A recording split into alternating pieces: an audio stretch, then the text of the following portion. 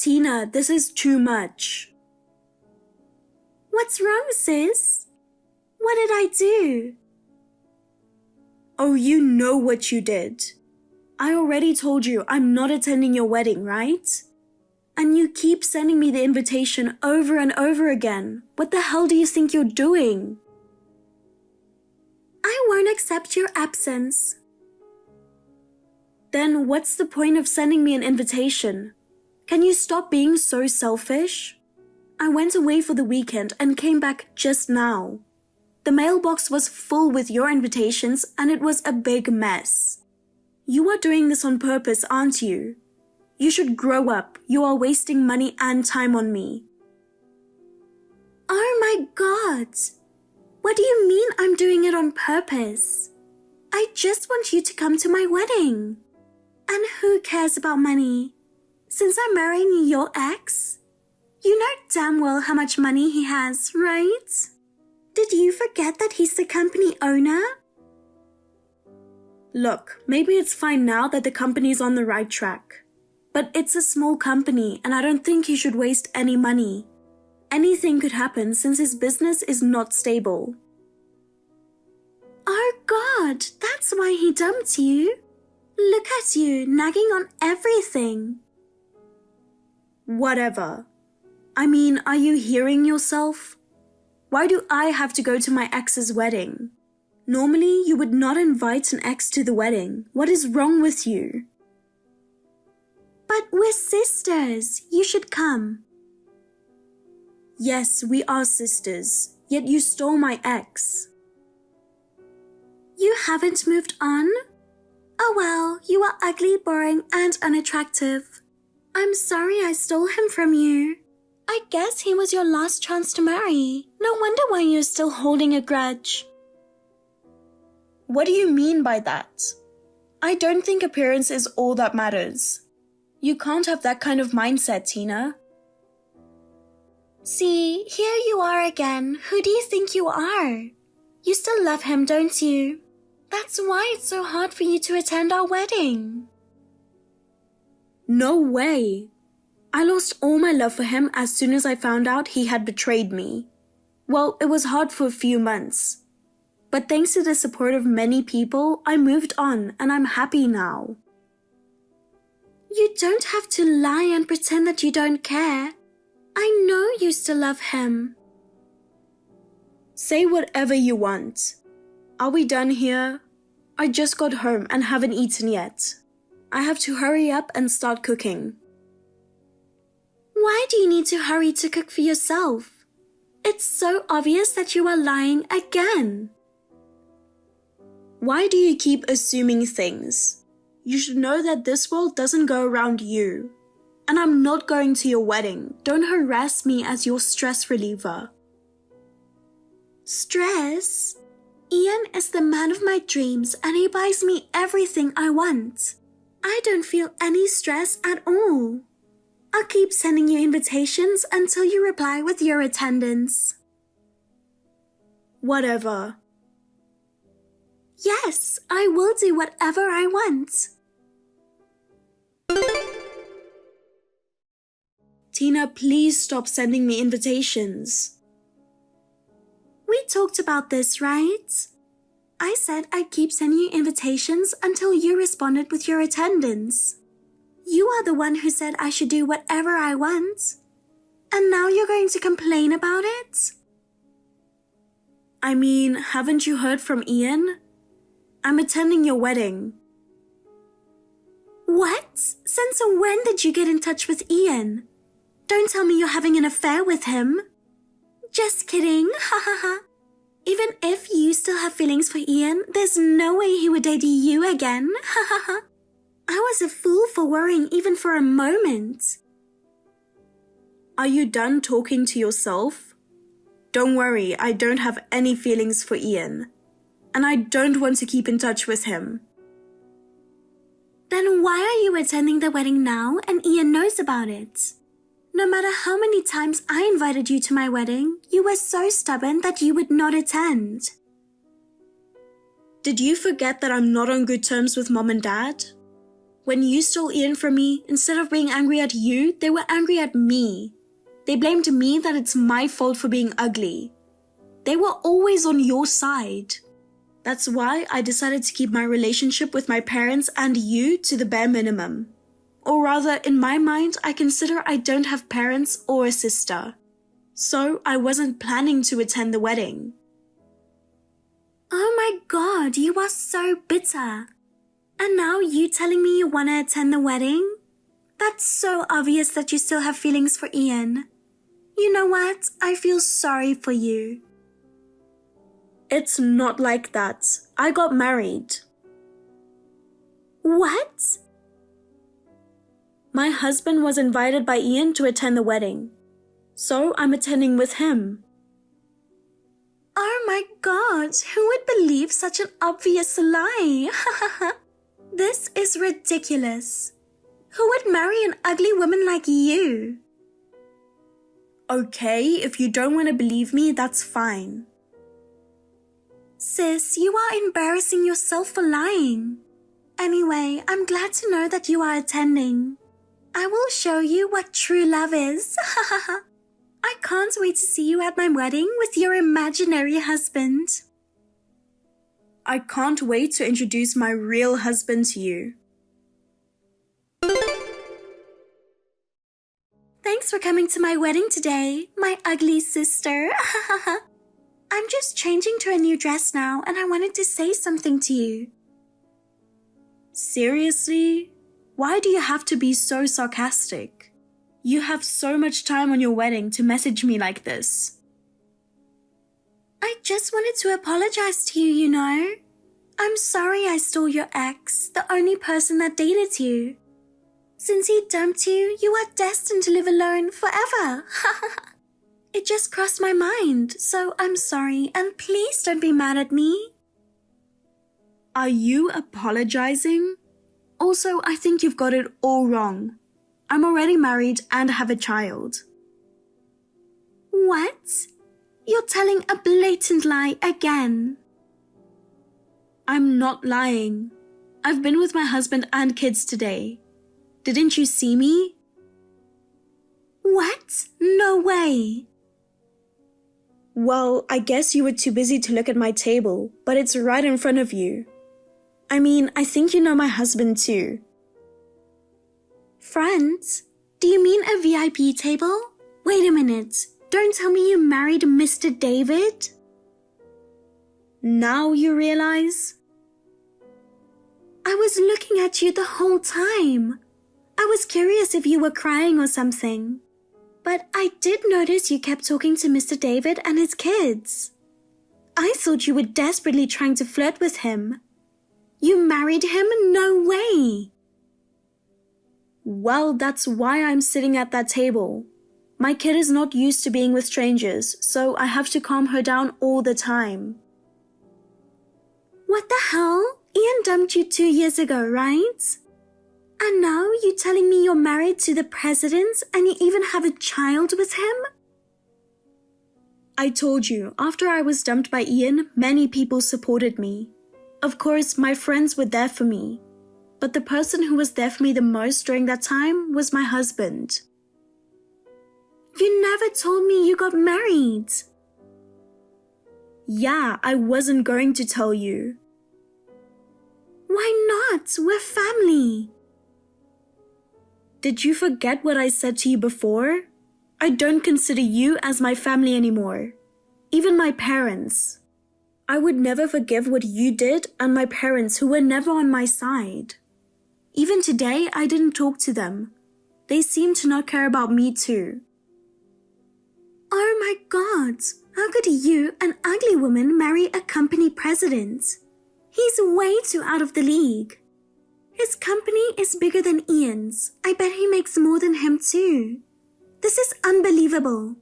Why didn't you tell me until today? You kept quiet and you were secretly looking down on me, didn't you? Now I know why Ian doesn't look like he is enjoying the wedding. It's all your fault. What do you mean? My husband talked to Ian about it. What? You know that Ian and my husband are business partners, right? Of course I know that. Ian said that because of Mr. David's company, his company is fully profitable. I guess Ian didn't know at first. He insisted to my husband that he should attend with the family. Well, my husband wanted to be transparent about it. So my husband told him that his wife is Ian's ex-fiancée and Ian's fiancée's sister. My husband said Ian was quite surprised, but all the other people from work had invited him and his wife. I guess Ian thought it was too late to tell him not to invite the family. If that was the case, why didn't he just tell me? I don't know why he didn't tell you. Why don't you just ask him? I've made up my mind. I've decided to steal Mr. David away from you this time. Tina, what are you saying? It's not funny. There's no way I'm joking. I'm serious. Then it's even worse. You are in the middle of your wedding right now. I thought you would show me what true love is. Well, I'm honest with my heart, you know. Of course, I loved Ian and it is true love. But I just found someone else I want to marry. That's why you should break up with Mr. David. Are you serious? There's no way I would leave him for you. We love each other and my husband would never betray me. Oh, shut up. I'm telling you, you will just embarrass yourself. I've had an eye on him for a long time. Even though I'm this beautiful, I gave up on him because I thought he was too out of the league. I heard he had a girlfriend and I heard rumors that he married her. I thought she'd be a beautiful wife like a famous model or something. And now you telling me you married him? This is ridiculous. That's all your assumptions, right? Poor Mr. David. You should break up with him right now. Hey, calm down. Yes, I am calm. But he will be mine in no time. There's nothing you could do. It also means saving Mr. David. Save? What are you saying? You are probably manipulating him. I don't know what kind of trick you used. I'll make him wake up. Oh my God, I have to do this as soon as possible before it gets late. I will tell Ian that I'm done with him and I'm marrying Mr. David instead. What? You are still in the middle of the wedding. What are you thinking? Tina, you'll regret this for sure. I think Mr. David is a weirdo. That's why he married a woman like you for sure. Now what? You message me just to insult me again? But it's true. Look at you, you are so ugly. Meanwhile, I look like a supermodel. All the men I tried to flirt with fell for me right away. But Mr. David, even though I invited him to have dinner, he refused me, saying you are waiting for him. He even yelled at me the other day. He confronted me that if I persisted more, he would call the police on me. What you are doing is stalking. You've been following him at the office and even when he's coming back home. He refused you so many times, yet you were so persistent. Why is he being like that? A normal guy would fall for me instantly. Wait, maybe Mr. David's type is an ugly woman? Don't you realize yet? You've known him for a long time. What do you mean? My husband knows you very well. What? If I knew someone that good looking and rich, I would remember him. Oh well, he used to wear glasses before. And I think he weighed a little more. But I think he still has his face. Oh, but I guess since his surname changed, you didn't realize? My husband was adopted before he graduated from junior high school. Can you guess what was his original surname? I don't know, you tell me. Davis. What? Do you mean he's David Davis? That nerd? That's right. Oh my god, now I see his resemblance. Do you remember how you used to bully him? Just because he was good at computers, you started calling him nerd. Maybe you forgot about him, but he never forgot what you did to him. Well, now you know who he is. I never thought that nerd became a handsome and rich man. Damn it! Then I have no chance of stealing him from you. Whatever, I'll give up on him. If I had known, I wouldn't dump Ian. Oh well, I have my looks. I can easily get a better man than Mr. David. There are plenty of men in this world. Tina, you should look at reality more. What do you mean? I'm just trying to give you some advice. What advice? What you did to Ian is unacceptable. You left in the middle of the ceremony, right? After you left, it was crazy.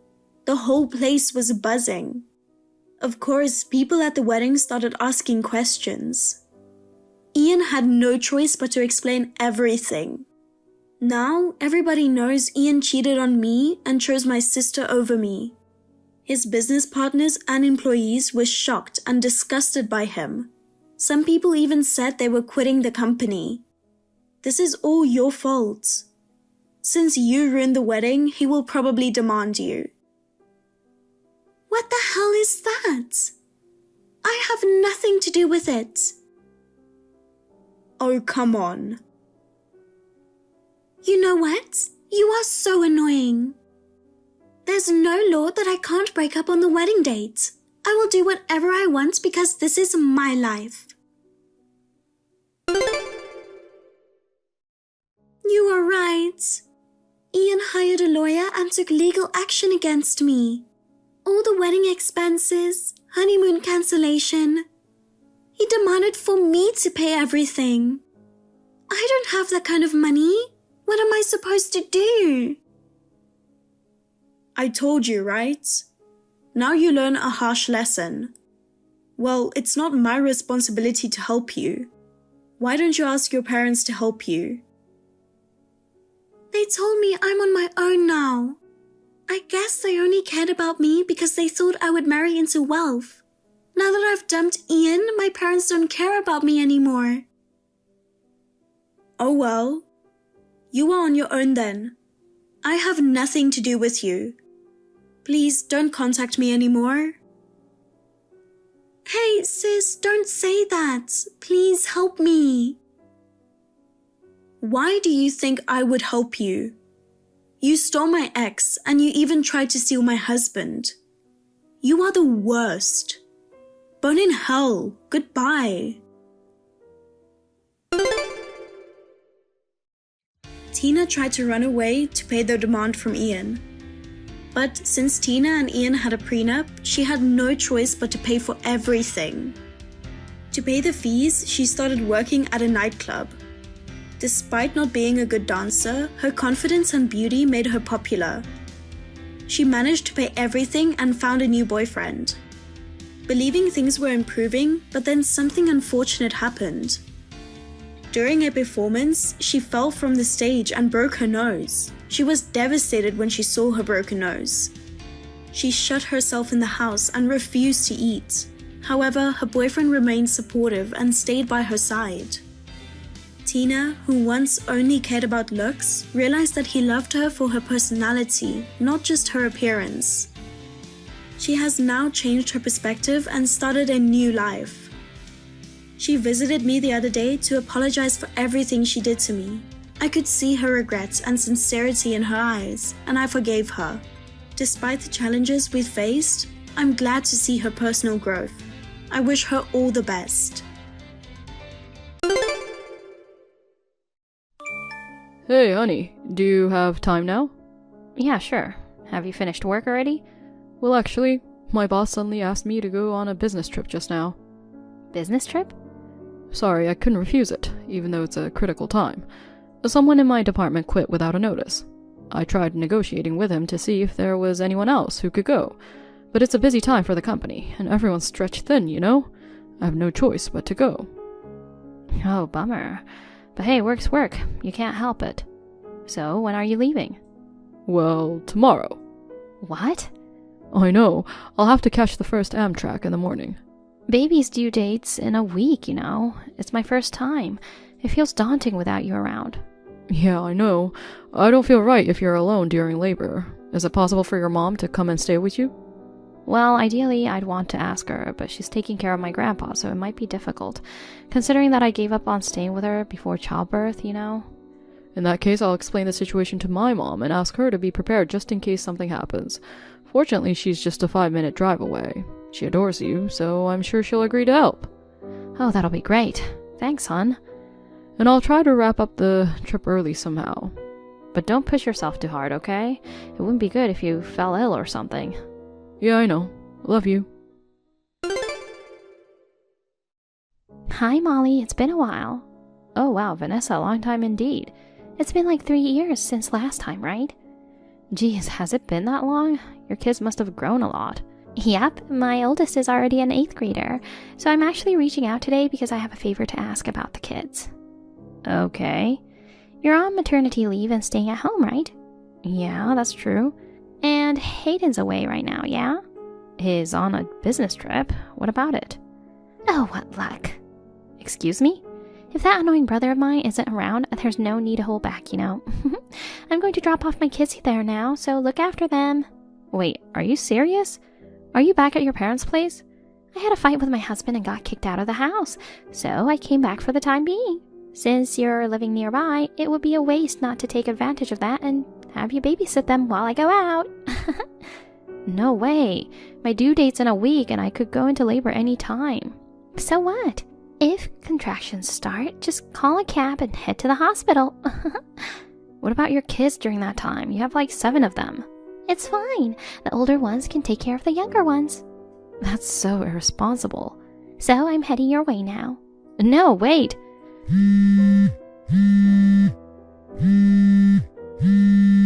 Vanessa, even if you bring the kids here, I can't take care of them.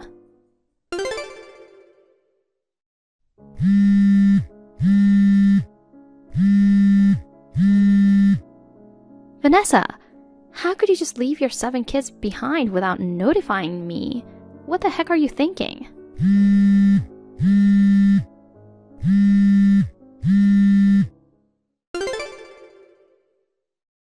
Thanks for taking care of the kids today. It was such a relief to get a break and spread my wings a bit.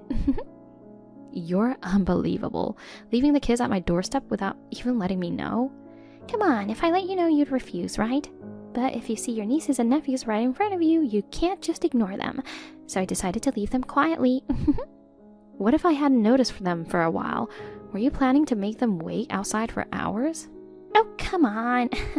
The oldest is 15, you know. She would have buzzed the doorbell or knocked on the door. It's outrageous to leave 7 kids with me. It's just for one day, no big deal. They started playing tag inside the house and went out of control. Also, they tried eating stuff from the fridge and rummaged through shelves with valuable items. With my huge full-term belly, I can't chase after these agile kids. It was chaos and I was so exhausted that I passed out after they left. Oh yeah, and? What do you mean? I deal with that kind of chaos every single day. Don't complain after watching them for just a day. But I'm approaching the due date. Oh please, don't fake being sick or something just because you're close to giving birth, okay? I can see through your act. After all, I've given birth to 7 kids. I can tell when someone's faking it. It's not a fake sickness. Everyone has their own discomforts, and I don't want to be compared to your time. Pregnancy isn't an illness, so why are you being so naive? Anyway, I'll drop them off again tomorrow, so be ready. What? Oh, by the way, Mom caught a cold and is bedridden right now. Oh no. And since Dad's taking care of her at home, don't think of relying on them. Please take care of my kids responsibly. No way.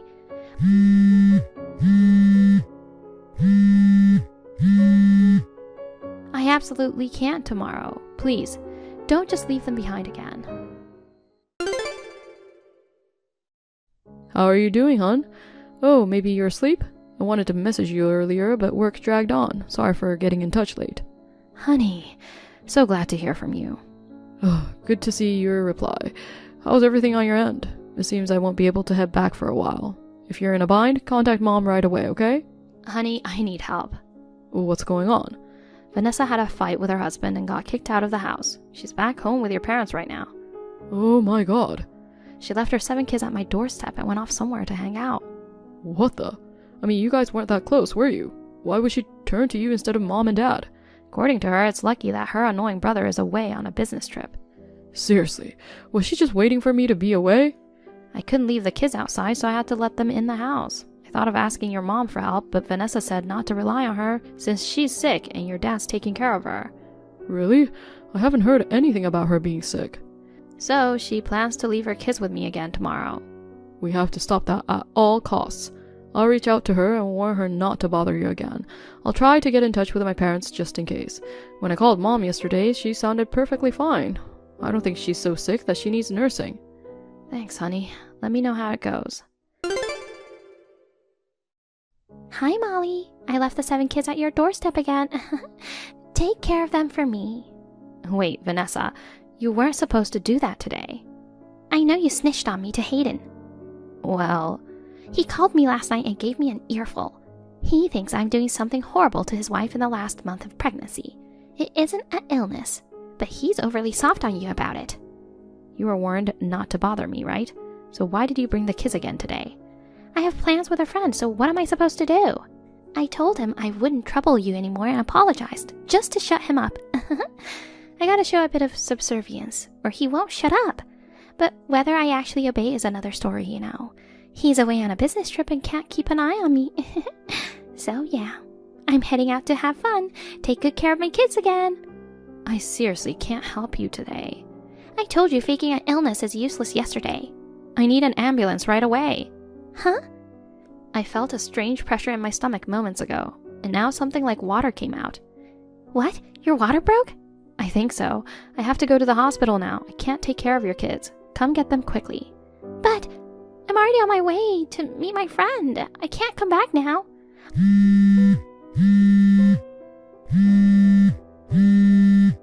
I'm counting on you to take care of them. Hey, Molly, I come to pick up the kids, but the door is locked. Are they inside? Hello? Did you take them with you to the hospital? Well, if you're looking after them, that's fine. But it'll be a hassle if they went missing or something. Can you at least tell me where they are? Hey, Molly!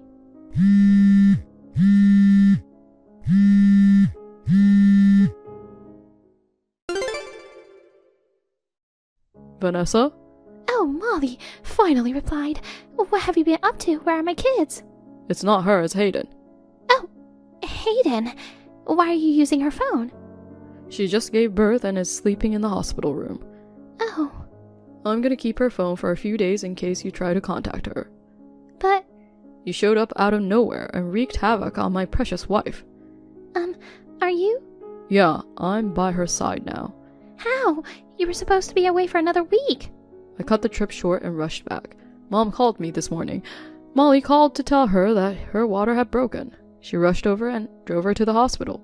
And guess what? She found your kids at our doorstep. She asked Dad to take them to their house.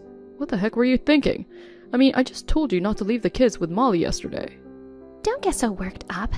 I heard everything was fine with her pregnancy and didn't think her water would break. What the heck? You've been through childbirth. You should know it's not unusual for a baby to come earlier. I managed to cut the trip short and head straight to the hospital. Luckily, I made it just in time for the birth. Forcing the heavily pregnant Molly to deal with 7 unruly kids was outrageous. Jeez, she was just lounging around at home, so I thought I'd give her some parenting practice. It was my way of kindness. That's rubbish. Hey! This so-called kindness of yours put her in a tough spot during her late pregnancy. I won't let you get away with it, so brace yourself. Ugh, whatever. Families should help each other when in need. And the baby was born safely in the end, so there's no point in hammering me. Sounds like you don't grasp the gravity of your action. Talking to you won't solve anything. I'll handle this my way. How are you feeling, hun? I'm alright. Looks like we'll be discharged tomorrow as planned. That's a relief. Sorry for the trouble caused by my sister. I had firmly told her not to go to you, so I never expected her to bring the kids again the next day. I let my guard down as she sounded sorry. It's not your fault. I also didn't expect her to leave the kids behind 2 days in a row, but thanks to your mom's quick response, the delivery went smoothly. Yeah, she wasn't actually sick and bedridden as Vanessa claimed. So after you're discharged, I'm wondering if you could stay with your parents for a few days. Why? I've already gotten their permission. Is something wrong? Well, Vanessa seemed to have caused quite a mess. I'm perplexed right now. I'll explain in detail once things settle down.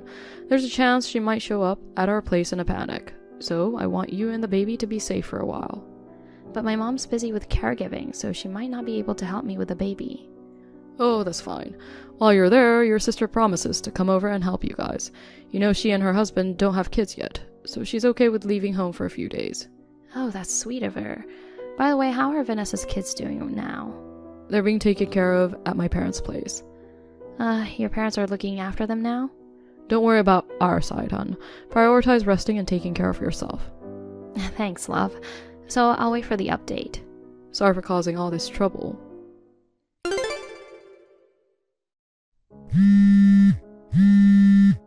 Hayden!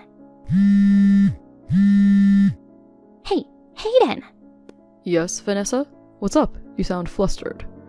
I'm back at my house now, but Alex isn't here. There's a note on the coffee table saying I'm divorcing you. Why would he suddenly want a divorce? I've been calling and texting, but I can't reach him at all. Do you know where he is? I'm surprised too. I never expected you to be having an affair, and the person you're involved with is married too, right? Oh, how do you know about it? I thought it would never get out. You said you had a fight with Alex and went back to mom and dad's, but you weren't really there, right?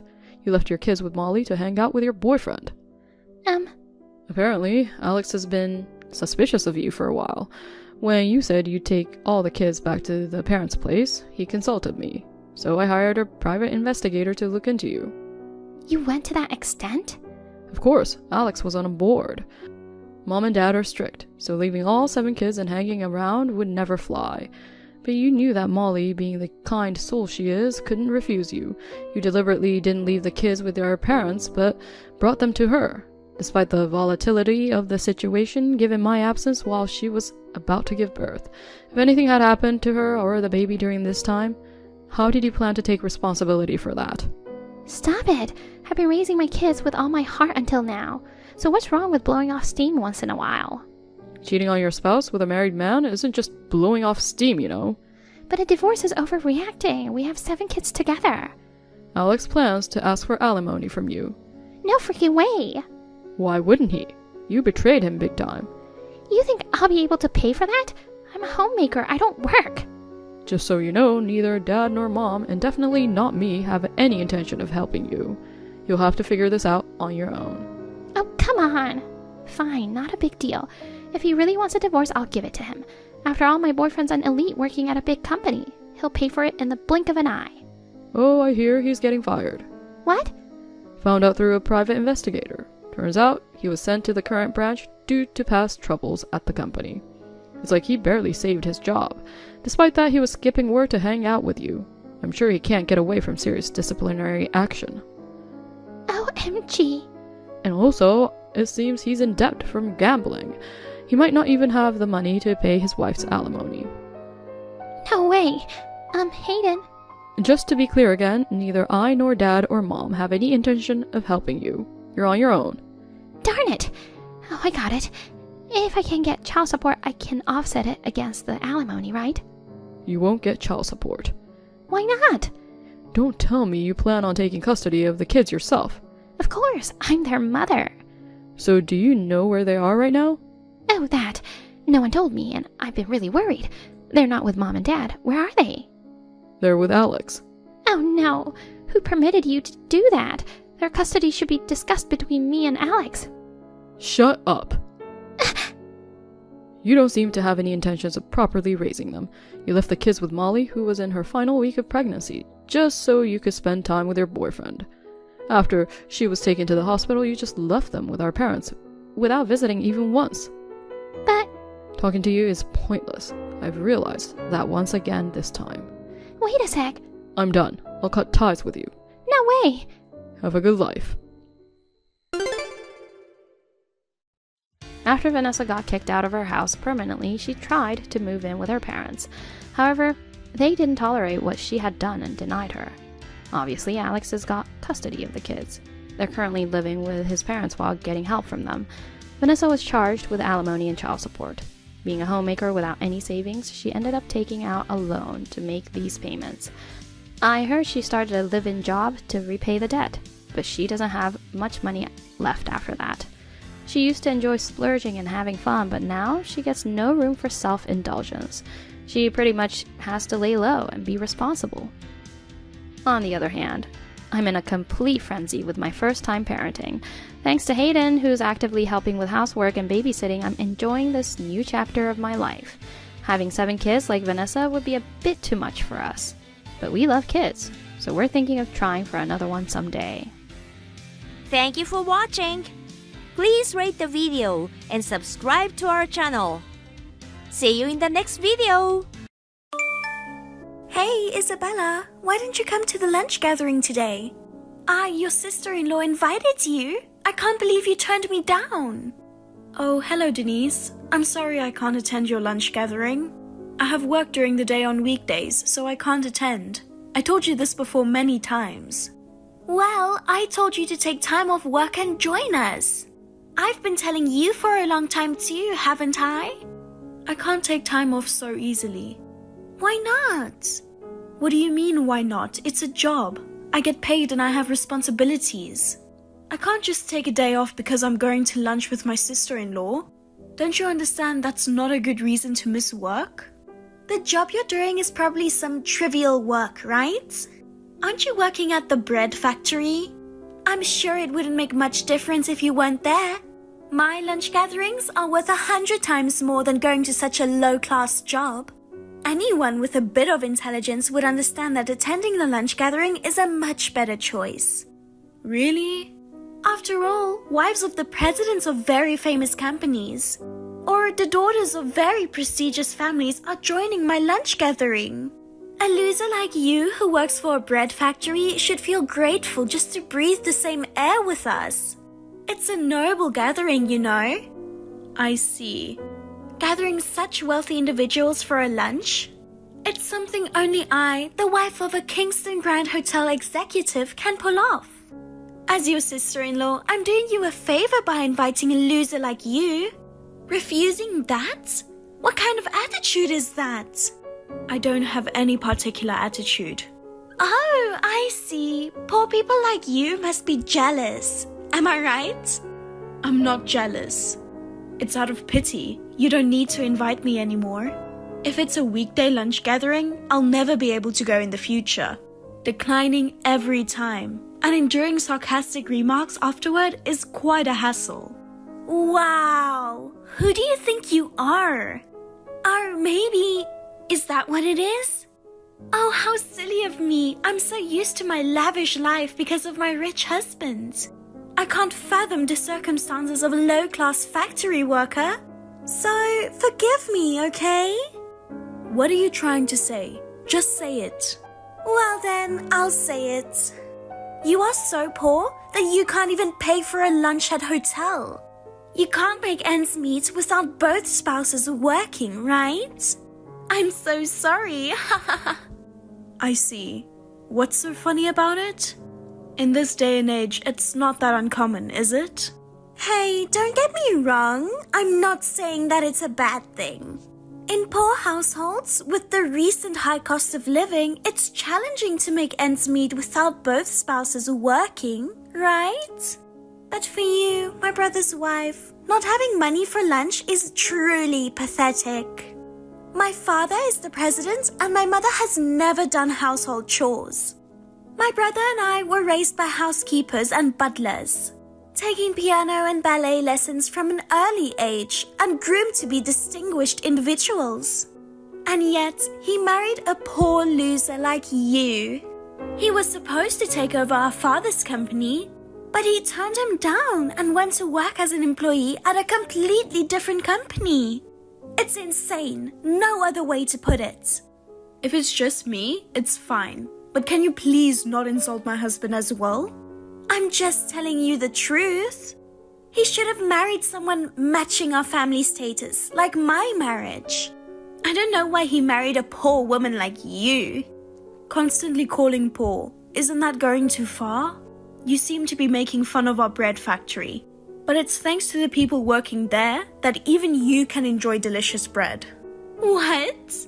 I would never eat low-class bread from a factory. Got it? People like me only eat what top chefs prepare. Those mass-produced in factories claiming to be bread are laughable. It's just garbage made of flour. Excuse me? That's so rude. Calling a product someone worked hard on garbage? What's wrong with calling garbage garbage? You should spend the rest of your life making garbage in a low-class factory. This is too much. It's not too late. You should divorce my brother. What? Why would you bring that up? I'm saying that someone who can't even afford to join the lunch I kindly invited them to is not suitable to be my brother's wife. You're jumping to conclusions like that? What are you talking about? I mean, you keep insulting me and I was so angry that I lost track of the conversation. But the main topic is the lunch gathering, right? Well, you don't have to invite me anymore. The same goes for me. I won't invite you either. I'm not inviting you ever. Well, I'm glad to know. Goodbye. Why didn't you come to the lunch gathering today? I told you to come. I can't come because of my work. I mean, I thought you weren't going to invite me anymore. I wasn't going to, but everyone wanted you to join, you know. What kind of trick did you use to get them to go along with you? I didn't trick anyone. I can't attend on weekdays no matter who invites me. Okay then, let's schedule next week's lunch on Saturday. Please make it this time, okay? Why are you so insistent on me attending this lunch gathering? To be honest, I don't want to go, especially if you are the organizer. Do you remember how you insulted me last week? I don't think I want to attend after being insulted like that. I'm sorry about that. I've reflected on it since then. Oh, don't worry about the money. As an apology, I'll cover the expenses this time. Everyone's looking forward to having you, Isabella. I hope I can introduce my wonderful sister-in-law who's doing great work. Fine, I'll join this time. Wonderful, thank you. Okay, so we'll meet at the lobby of the Kingston Grand Hotel at noon on Saturday, okay? Sure, I might be a bit late because of work in the morning, but I'll be there. I'm looking forward to it. Isabella, you're the best. Your face was priceless. It was such a masterpiece that I wanted to frame it and hang it up. Denise, what were you thinking? You suddenly poured hot coffee on me. I couldn't help but pour coffee on your head because I didn't like the way you were looking at me. I didn't expect it to be so hot. I'm sorry. Forgive me, okay? Thanks to that, half of my face got burned. Luckily, the hospital was close by. They said it would take about 2 weeks for it to heal. Is it going to heal? That's too bad. But your face was a real sight to see that time. Half of your face was red and swollen, and your face was ugly as an ogre. If my brother sees that ugly face, he might consider divorcing you, don't you think? That won't happen. My husband was rushed to the hospital. He's very worried about me. He'll charge you for the medical expenses and the cleaning cost of my suit. Oh, speaking of which, you are wearing an expensive-looking suit despite being poor. I wonder if you were trying to match the class of the Kingston Grand Hotel. Poor thing, it ruined by the coffee. What's so funny? I don't understand what's so funny in this situation. There's nothing more entertaining than this in the world.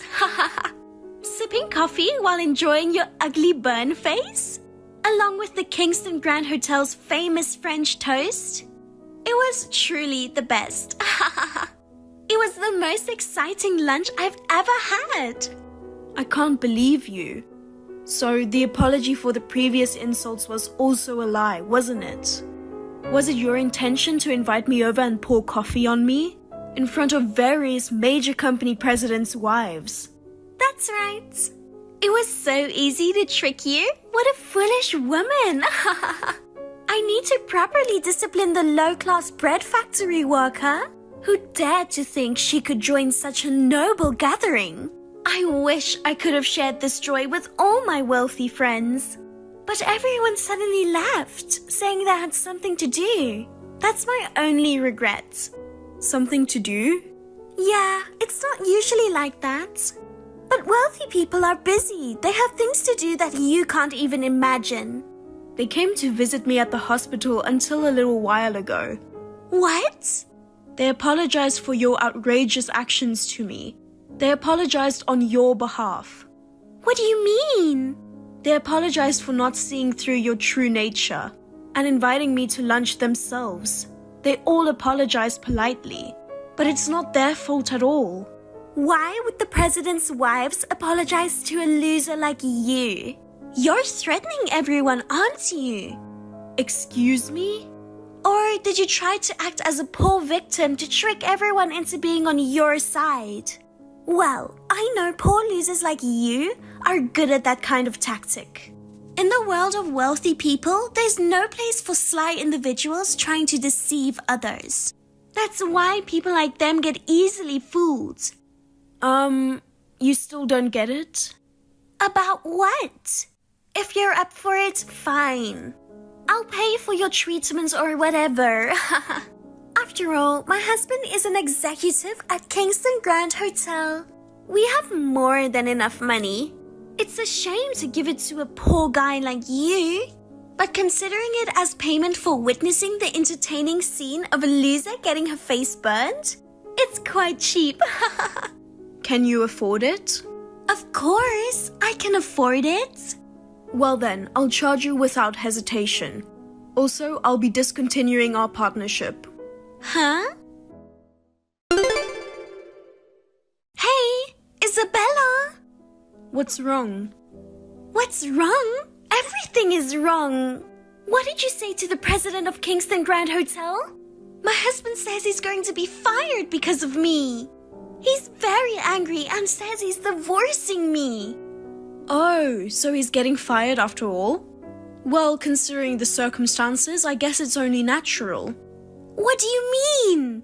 Well, because you poured coffee on me, and as a result, Kingston Grand Hotel lost an important business partner. It's only natural that your husband has to take responsibility for that, isn't it? What are you talking about? What business partner are you talking about? I'm talking about Star Bakehouse. It's my company. What? It seems you thought I worked in the factory, but I'm the president of the company. What? The president? We are the supplier for the bread for Kingston Grand Hotel. You said you wouldn't eat bread made in a factory, but many of the guests have given it very high reviews. They say it's delicious. What? Wait a minute, I remember people talking about how the hotel's breakfast bread had a taste like high-end bakery and was fantastic. I heard that some guests come to stay just to try the bread. Yes, thankfully. All the bread served at breakfast is made by us. French toast for lunch and dessert, and bread for dinner. Most of them are produced in our company's factory. Oh, so that French toast I had...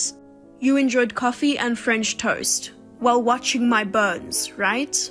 Well, from now on, you won't be able to eat it anymore. You won't get the same taste of French toast as before. We've decided not to supply bread to Kingston Grand Hotel from now on. You're lying! We don't want our bread supplied to a hotel that has people looking down on factory workers, calling our carefully crafted bread garbage, and having someone with such poor character. No, it can't be true. If you stop supplying bread to Kingston Grand Hotel, your company would be in trouble too, right? You'll lose a place to sell your bread. Our clients aren't just Kingston Grand Hotel. Even if we lose one, there are many others interested in working with us. In fact, excluding a hotel that looks down on factory workers, it will be able to maintain our brand. Oh no, but it doesn't make sense. Ending a deal and firing my husband, isn't that too much? Why not just one or the other? Kingston Grand Hotel wants to keep its brand face. It's natural to dismiss a problematic executive. I assume your husband proposed divorce for similar reasons? Being married to a woman of low status damages his social standing, so he wants a divorce, right? Oh no, is it really my fault? It's too late to regret it. How was I supposed to know you were the president? If I had known, I wouldn't have poured coffee on you. I accepted you as an official participant in the wealthy people's lunch gatherings. Remember? Wealthy or not, pouring coffee to a person is unacceptable. I'm going to make that a prerequisite, but let me tell you something. Everyone else at the lunch knew that I was the president of Star Bakehouse.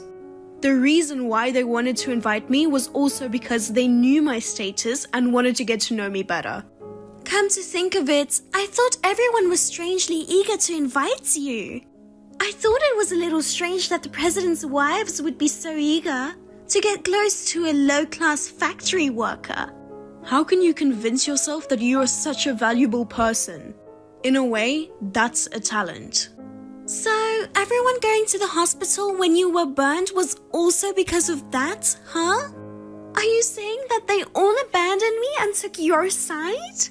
All this time, I've been hosting lunch gatherings and trying to be liked by everyone. And now they're dumping me? Not just my husband, but even my friends as well? Well, it's all your fault. You should be sorry. Then I don't have a choice. I'm going to your house now. What? In that case, I won't be satisfied without revenge against you. If you and my brother aren't divorced yet, I'll barge into your house and mess things up. I'll call the police. Even if you say so, what about my brother? What? He's my brother. I'm sure he'll stand by me. He's probably under a lot of stress because of you who made his marriage difficult. If I went to your house and explained to him, he would divorce you and go back to our parents' house with me and live a splendid life that matches his family's status. Are you an idiot? What? Do you know why my husband didn't inherit your father's company? Because of the high-status family, the dignity and manners. From a young age, he was forced into a constrained life by his parents and sister. He felt suppressed, experiencing significant stress. What? After getting married and starting a family, he finally became free. I don't think he'd easily give up on his current life. My husband and I are both working hard at the jobs we want to do. We are satisfied with our daily lives. We don't want that to be disrupted. If you barge into the house, we'll just kick you out. I wouldn't hesitate to call the police too. What? Don't exaggerate. I'm your sister-in-law, remember? If you don't like it, don't come to my house. Oh, by the way, the medical expenses for the burn and the cleaning costs for the suit haven't been paid yet. Please settle it by tomorrow. You can afford it, right? Good luck. Denise, who had a divorce forced upon her by her husband, didn't just end up with that as her punishment. When I had coffee poured on me, those present were the wives of the presidents of Kingston Grand Hotel's business partners. From there, the story spread to the presidents of various companies, leading to the end of contract of not only the bread, but also contracts involving furniture, facilities, amenities, and more. The hotel was in a really difficult situation, as the demand for an explanation grew louder and louder. In the end, it seems that the hotel decided to claim damages from Denise. Unable to rely on her ex-husband or her brother, Denise ran back to her parents' house. She humbled herself before her father borrowed money and paid the compensation. Now, she is said to be working tirelessly day and night to repay the enormous debts. The other day, I happened to see her in the town. She looked haggard, with no traces of her former self, completely worn out. On the other hand, I have fully recovered from the burn and I'm working hard.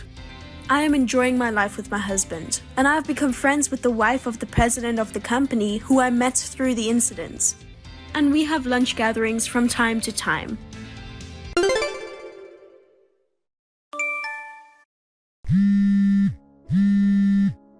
Sarah, it's already late.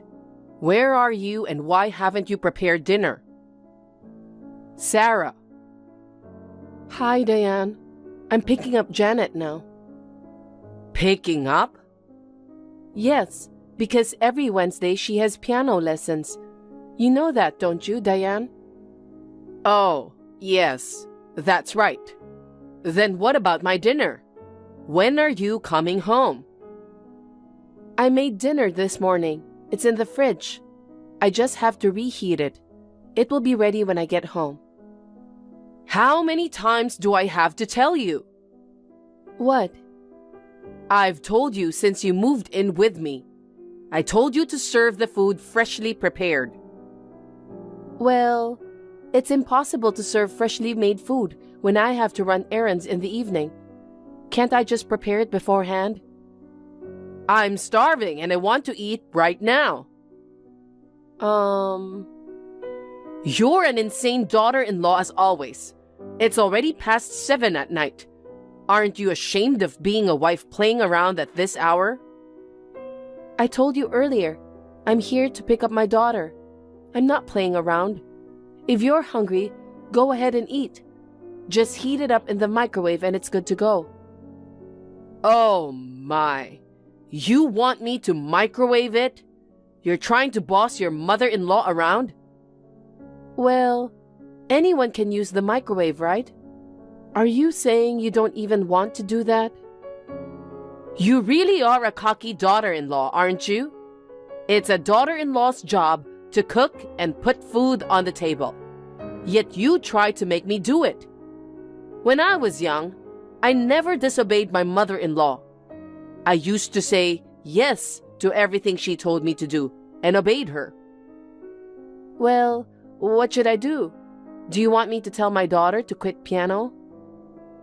I'm not asking Janet to quit piano. She has a talent for music just like me. But I don't think it's a good idea to send her to lessons at night. If it's earlier in the day, you can cook dinner too. I'm working. I can't drop her off and pick her up during the day. If you insist on changing the lessons to earlier time, I'll have to ask you to pick Janet up. I don't want to. Why should I, your mother-in-law, take your place? So, it can't be helped that the lessons are at this time.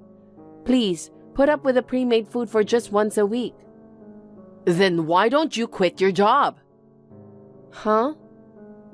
Even if you don't force yourself to work, you can make ends meet on my son's salary. You can't do proper housework because you're working. A woman working doesn't make much money. Quit your job. It's true that I don't earn much. We may be able to live on my husband's salary alone. But for the sake of my daughter's future, I want to work and save as much money as possible. Besides, my husband and I are paying for your living expenses. If you're not happy that I can't do housework properly, I'd like you to help me a little too. What? You want me to help you? I'm too weak to do housework. That's why we live together. But, Diane, you go out with your friends all the time, don't you? Well, ever since your husband passed away, you became obsessed with a male singer. You go to his concerts and take the train to buy his stuff, right? You're doing well enough, aren't you? Shut up! Are you trying to tell me that I'm too old to be obsessed with a singer? He's my only reason for living. Don't meddle in other people's hobbies. I don't mean to deny your hobbies. I'm just asking you to put yourself in my shoes and help me do the housework while I work. My husband helps me on his days off, which is great. But it's really hard to do all the housework after working full-time. If you have the energy to go out and play, I'd like you to at least prepare dinner once in a while. You know, I worked hard enough when I was younger. I've given so much to my parents-in-law and my husband over the years. Why can't I just relax and play in my old age? Then please stop constantly criticizing my methods. When I clean the house, you complain that it's dirty here and dirty there. You make me redo things right away. And you're always complaining about my cooking. And at the worst time, you even threw away my cooking, didn't you? That's your fault, isn't it? I'm telling you to learn the taste of my family's cooking as soon as possible. No matter how many times I make you cook, all you can do is make bad food. But my husband and daughters say it's delicious. If it doesn't suit my taste buds, it's meaningless. Since you've married into my family, I have to have the traditional taste of my family's cooking passed down to you. But I think it's terrible to throw my cooking away. What's wrong with throwing away something that tastes bad and is inedible? If I get sick to my stomach because of you, will you take responsibility? What? And I told you not to cook greasy food because it's oily and bad for you. You don't listen to me and keep serving greasy food. Diane, you prefer healthy food, so I only cook greasy food once in a while. But Janet is still in elementary school. She'll want to eat hamburgers and French fries once in a while. If I only make healthy food, she'll get bored, won't she? Then, why don't you make a different menu just for Janet? It's as simple as that. Just prepare both healthy and greasy food. I'm too busy to make both menus. I can't do such a complicated thing. See? That's how you always define me. You're my daughter-in-law, so you should listen to me. Diane, if you hate me so much, shall we end living together? Huh? When my husband and I got married, we planned to live on our own as a couple. But your husband passed away suddenly after our wedding. You said, I'm worried about living alone because I'm frail. I really want to live with you. So you moved in with us. But you're healthy enough to be obsessed with a male singer. You seem to have more than enough energy. Yet you don't do any housework and complain to me all the time. I've reached my limit. What are you talking about? I'm the one taking care of Janet. I don't do housework, but I'm helping you raise your kid. You should be thankful. You're not taking care of her, but you're literally just watching her, aren't you? Huh? When my daughter was a baby, you only held her in your arms on a whim. You never tried to help with feeding her or changing her diaper. You never took her to and picked her up from daycare. You never played in the park. You never read a picture book. The only parenting you did was to watch TV with my daughter. You're so annoying. It's enough just to be there for her. Anyway, I'll continue to live with you. I'm living with my adorable granddaughter. I don't want to be separated from her. Oh, I've got an idea. What? Why don't you just leave by yourself? I'll live with my son and granddaughter. You can just go away, Sarah. No way. If I leave, what about the housework? Of course, you will do it. Excuse me? Even if we live separately, you'll still be my daughter-in-law. You can come to our house like a housekeeper and do the housework. That's absurd. Listen, don't forget that you are the one who married into this family. It is the duty of a daughter-in-law to listen to what her mother-in-law tells her to do. Don't even think of having your mother-in-law do the housework. When you are done picking up your daughter, come home quickly and heat up the food.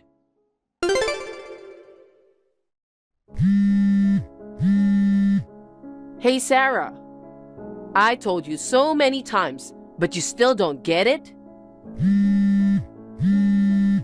Sarah, where are you? Don't ignore me. Pick up the phone. Sorry, Diane.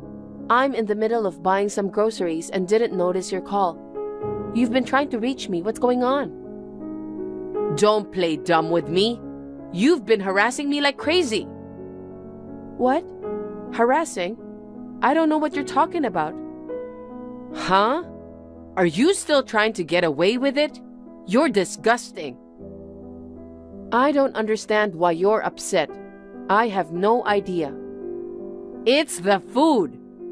What? What's that food on the table?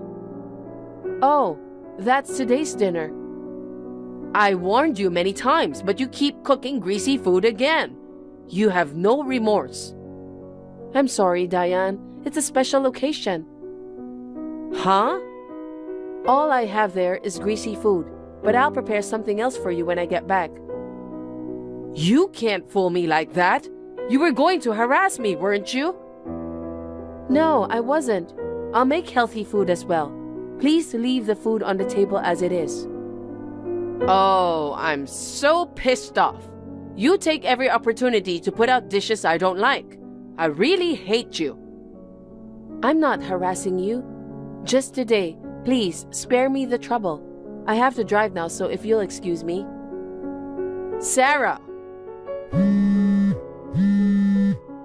What a shameless daughter-in-law. That's how you make fun of me. I'll thoroughly punish you, Sarah. Remember that.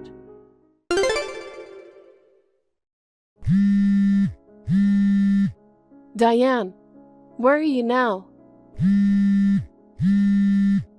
Diane? Oh, Sarah. I'm sorry I couldn't answer the phone. I'm out with a friend right now. When I came home, all the food I made was gone. You were home a while ago, weren't you? Where did all the food go? All the dishes on the table went to the trash. What? I threw away the cake too. Oh no, what have you done? I took the time to make it. I did it to make you reflect on what you've done. Reflect? I just told you not to cook greasy food. Yet you put lots of greasy food on the table. There were so many greasy dishes like fried chicken and French fries. On top of that, there was even a whole cake full of whipped cream in the fridge. My doctor warns me that I'm overweight. I'm going to get sick if you make me eat that stuff. I was so mad that I got rid of them all. That's terrible. I felt so exhilarated when I threw your food in the trash. Oh, I feel so much better now. Diane, don't you know what day it is today? Huh? What day? It may be a very important day for me, but it has nothing to do with you, right? Excuse me? What are you saying? Today is Janet's birthday. What? I usually mainly cook healthy food, but just for today, I made Janet's favorite dishes. Janet's birthday. Oh yes, that's right. I guess you forgot about it? But even if you did forget, you didn't notice the cake? Huh? On the plate it said, "Happy birthday, Janet." When you saw that, you'd know what day it was, wouldn't you? I don't know. I was so mad that I didn't look at it carefully before I threw it away. I can't believe it. Why didn't you tell me earlier? I thought you knew. I make a cake for Janet's birthday every year. We celebrate together, remember? What could I do? Today was the release date of my favorite singer's new song. I've been looking forward to it for months. That's all I could think about. That's why I completely forgot it was Janet's birthday. I'm at the music store with a friend, and we got the CD that we were looking for. What a pity. So you care more about your favorite singer's CD than your grandchild? What's the problem with that? He's my reason for living. I love my granddaughter, but he's just as important to me as my granddaughter. I see. But to throw away all the food I cooked for my daughter's birthday and ruin it? That's awful. I'm sorry I threw out the food, but you don't have to be so angry. There's no use crying over spilled milk. If you don't have the food and the cake, you can just buy them. You can go to any convenience store or supermarket around here. They probably have cakes. That's not the point. I wanted Janet to have a homemade cake. Janet's been looking forward to it. She's been crying ever since she came home. I told you I'm sorry. Okay, I'll buy a cake for you. I'll even put a birthday plate on it. How's that? You don't get anything. I've made up my mind. What? My husband, my daughter, and I are leaving. What? I don't want to live with someone who throws away my cooking. I don't want to live with you anymore. And you even threw away the cake that my daughter was looking forward to? It's just too much. I just didn't know. If I had known it was my granddaughter's birthday, I would have held back and eaten the fried chicken or the cake. Regardless of whether it's her birthday or not, I can't tolerate you making a mockery of my food. Living with you is bad for my daughter's education. You're overreacting just because I threw away the dishes? I understand. I won't do it again, so forgive me. You want to leave a frail old woman alone? You're not weak in any way, and it will be good for you too. Wouldn't you be better off without your hateful daughter-in-law who can't do housework properly? Go ahead, live alone as you like. Wait a minute. You haven't heard my son's opinion, have you? I don't care how much you hate being with me. You can't leave if my son doesn't want to. My son loves me. I'm sure he'll take my side. Unfortunately, no one is on your side in this house. Huh? Actually, my husband was talking about moving out too. No way. He knows that you're picking on me. That can't be true. I've been a good mother-in-law in front of my son. You told my son on me? He was aware of it before I even told him. You must have been warned by him several times, but no matter how many times you were scolded, you continued to harass me. Even when I pleaded for you to stop, you continued to harass me as if you didn't care. You escalated your bullying. That's your fault, isn't it, for constantly challenging me? Huh? What I was doing was not bullying, but educating my daughter-in-law. I'm trying to educate you, but you don't listen to me at all. I've worked hard to win your approval. The way I clean, the way I season my food. I've done everything you told me to do. But no matter how hard I tried, it was all for naught. You gave me a hard time all the time. You made me redo the cleaning again and again, and you would throw away the dishes I made right in front of me. Then, I realized you didn't want to educate me. You just wanted to be mean. No, that's not true. I was really thinking of you, Sarah. I was just trying to be strict with you so that you could become a full-fledged wife. I apologize if you were having a hard time. From now on, I'll be kinder to you. No matter what excuses you give me, I won't change my mind. I'll take my daughter and leave. Wait a minute, Sarah. I have to ask my son directly for his opinion first. I'm sure my husband agrees with me. If he finds out you ruined his precious daughter's birthday party, I'm sure he would say he's leaving too. Well, I'll get started on the preparations for the move out. So please enjoy your shopping at the music store. Wait, Sarah.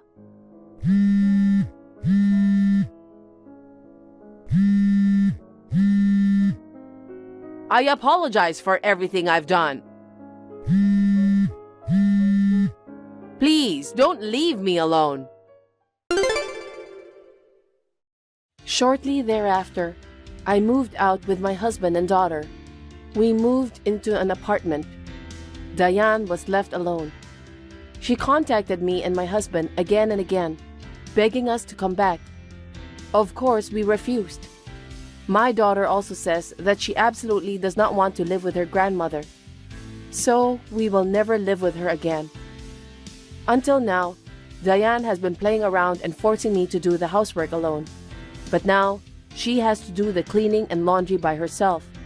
So, she is exhausted every day. In addition, now that my husband and I are gone, her only income is her pension. She is grieving because she can't go to her favorite singer's concerts these days.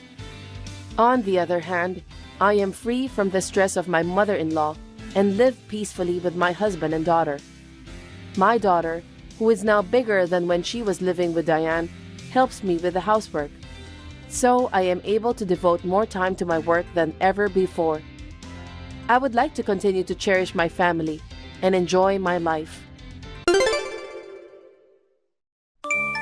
Good morning, hon. Morning, babe.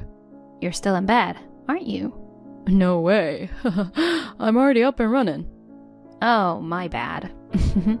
We decided to spend time with each other's family separately the day before the wedding, so I thought you'd be taking it easy. Yeah, I get it. Tomorrow's already the big day. We've been getting things ready while working. It feels like it came in a flash. True. By the way, about Shannon, can she make it to the wedding? Unfortunately, no. Still not possible. I've tried convincing her several times, but she just doesn't want to come, no matter what. I see. She really dislikes me, huh? She's such a strange little sister. You haven't done anything, but she just avoids you. I can kind of understand her feelings. She's been so attached to you, right? She must be feeling like I'm taking you away from her. Indeed, she used to stick to me when we were young. She even said she'd become my bride when she grew up. Sounds like the typical case of a brother complex. She's already an adult, so I wish she'd start distancing herself from me a bit. I wonder if I'll ever get along with her. Not sure. She's pretty stubborn. Don't stress yourself out about it, though. But we're going to be sisters-in-law. I'd prefer if we could have a good relationship. I was hoping to have a chat with her at the wedding. It's a pity she can't make it. Oh, well, but, come to think of it, maybe it's a good thing that she's not coming. Why's that? She tends to throw tantrums when things don't go her way since she was young. When she gets emotional, she might do something unpredictable. Seeing you in a wedding dress might trigger her jealousy. She could lash out suddenly. That's pretty scary. That's why I think it's better she won't be there in a way. Let's just enjoy our day. Probably Mom and Dad are secretly relieved that she isn't coming too. You guys can work things out after the wedding. I guess so. So we'll meet in the lobby of the wedding hall at 3 p.m. tomorrow, right? Right. I'm starting to feel nervous already. Didn't you just say, let's enjoy our day? Yeah, let's have a blast.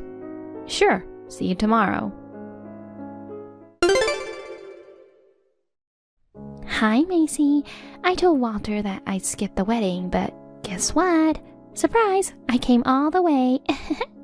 I mean, I wasn't planning to miss it in the first place. I've got a huge mission, you know. Well, I bet the reception's already started now. You probably won't even notice my message. Macy, I'm not letting you get away with this for sure. You, a 30-something-old hag, stealing my beloved brother. I don't know what tricks you pulled on him, but I won't let a woman like you take him away from me. I'm gonna protect him with my life. I'll mess up your wedding big time. You're probably flashing that stupid smile cluelessly right now. I'll drag you down to hell in a split second. I'm coming over there now to give you a big celebration. Just wait and see. It's gonna be a blast. Babe, are you alright? Yeah, I'm in the dressing room right now, changing. Did you get hurt? I'm fine. I almost tripped and fell on my face, though. Wearing an unaccustomed dress and high heels is dangerous. I almost had a heart attack. It was really disappointing, you know. My hair and makeup were perfectly done, and now they're all messed up. You looked so beautiful. It's really a shame. I left everything to you. How's it going there? Is the reception going to be cancelled now? Well, considering the situation, we couldn't really continue after what happened, so we had to cancel it and ask everyone to leave. I guess that was expected. They must be upset about being sent home in the middle of it.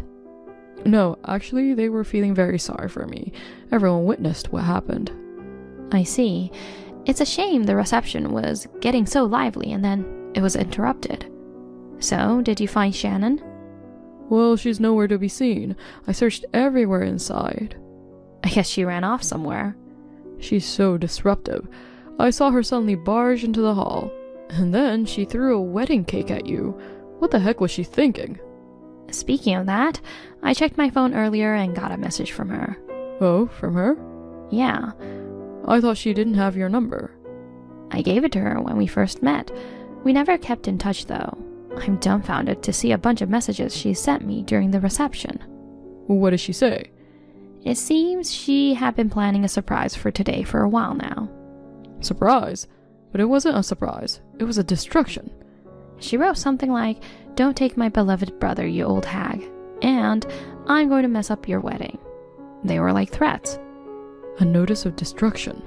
She's obsessed with you way more than I thought. I felt chills reading those messages. This is getting abnormal. You better stay with your parents tonight. Yeah, I plan to.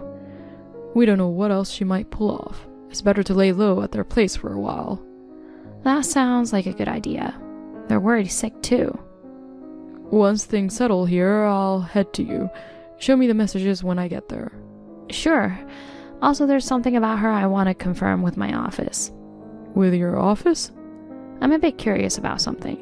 I called the HR manager earlier asking him to check specific documents tomorrow. I'll explain the details later. Got it.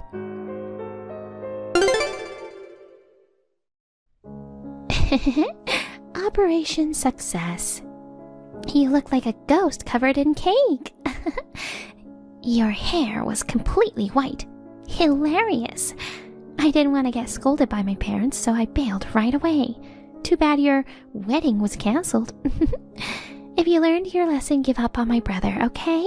It's audacious for an old hag like you to get involved with him. Seriously, things have been going great lately. Graduating from college this year and finally getting a job offer after a tough hunt. Once Walter divorces you, he'll probably come back home. I'll keep living happily with my beloved brother. By the way, you don't reply at all. Are you ignoring me? Meh, whatever. Probably too devastated by the canceled wedding. You can't even bother checking your phone, huh? I don't know where you are right now, but I never want to see your face again.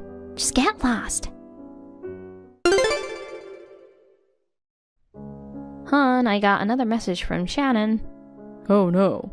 I was in the shower and didn't notice it earlier. It sounds like she believes you and I are breaking up. Jeez. I'll be there soon. Wait for me. I'll have to sort out that insane sister of mine. Okay, see you in a bit. Hey, Walter. Shannon, where are you now? I'm at the M Hotel near the venue. You're hiding in a hotel? Dad and Mom have been looking for you everywhere. Come home soon. No way. I'm scared of them. I don't want to go back just to get lectured.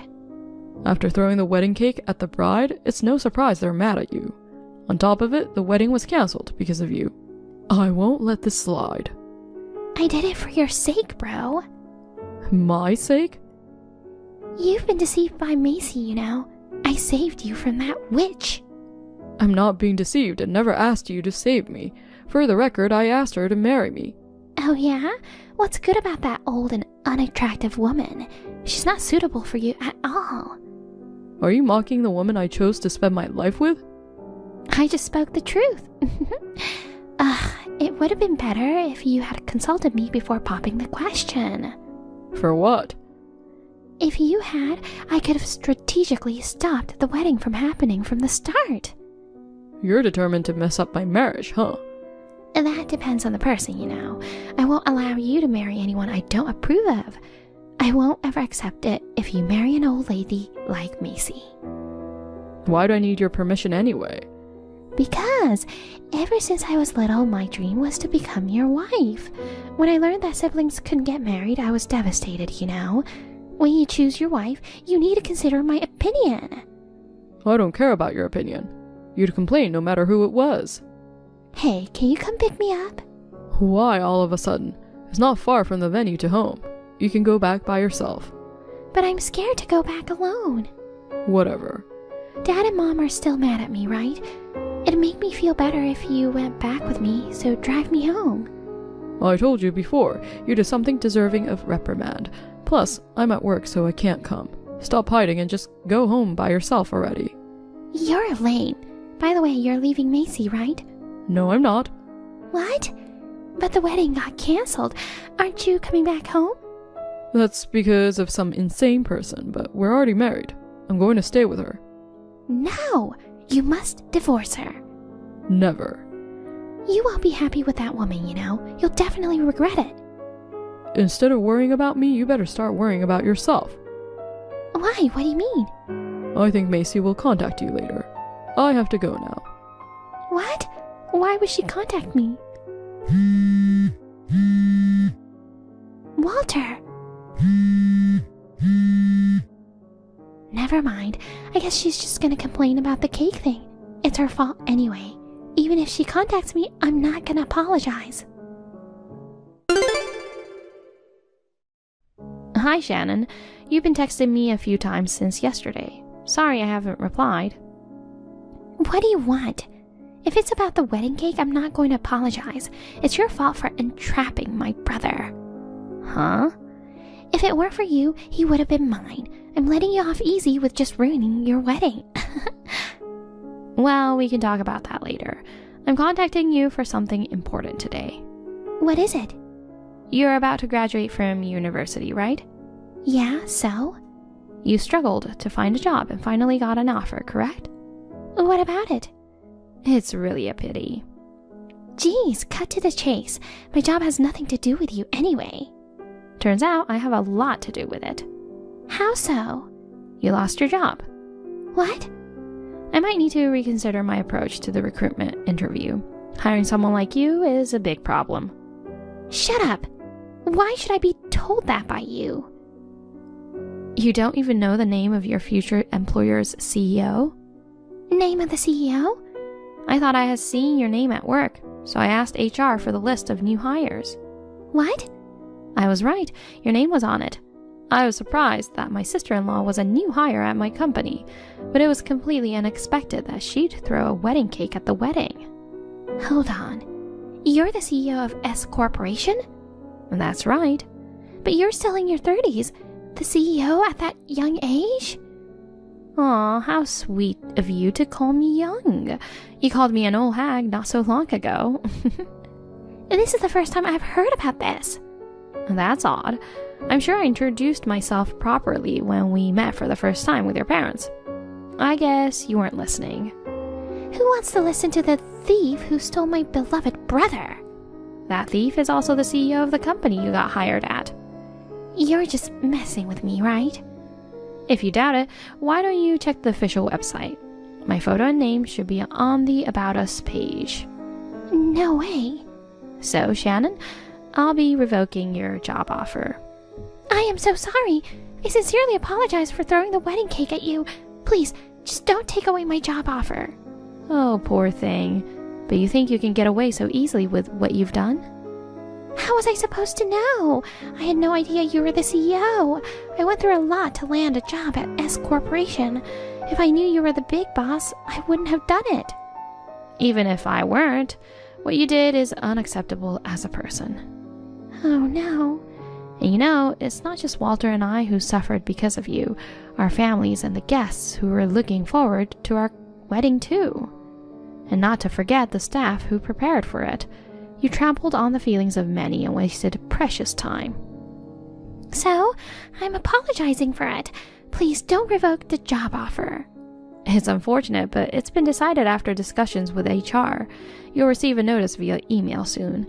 Good luck with job hunting again. That's impossible. You know, there aren't many companies hiring new grads. You're the CEO, and yet, are you trying to ruin young people's futures? Are you okay for your sister-in-law to be jobless?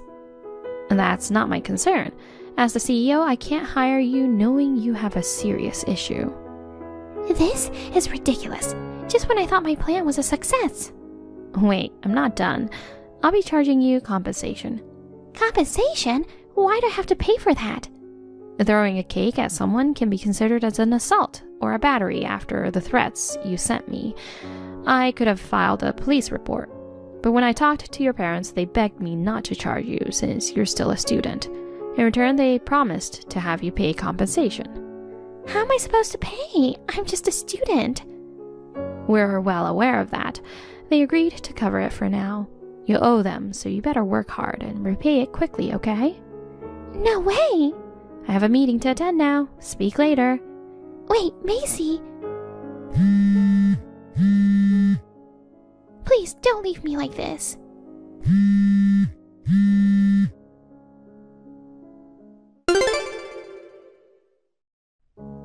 Hun, are you free now? Yeah, I'm on break now. What's up? I just got a call from Dad. Shannon's facing expulsion from the university. Holy cow. I was surprised too. It seems she messed up a lot even on campus. What did she do? She barely attended classes and was just goofing around. She was almost failing and was desperate to graduate, especially after securing that job offer. She cheated during the final exams and got caught. Whoa. So it didn't matter if her job offer was revoked or not. She couldn't even graduate to begin with. That's right.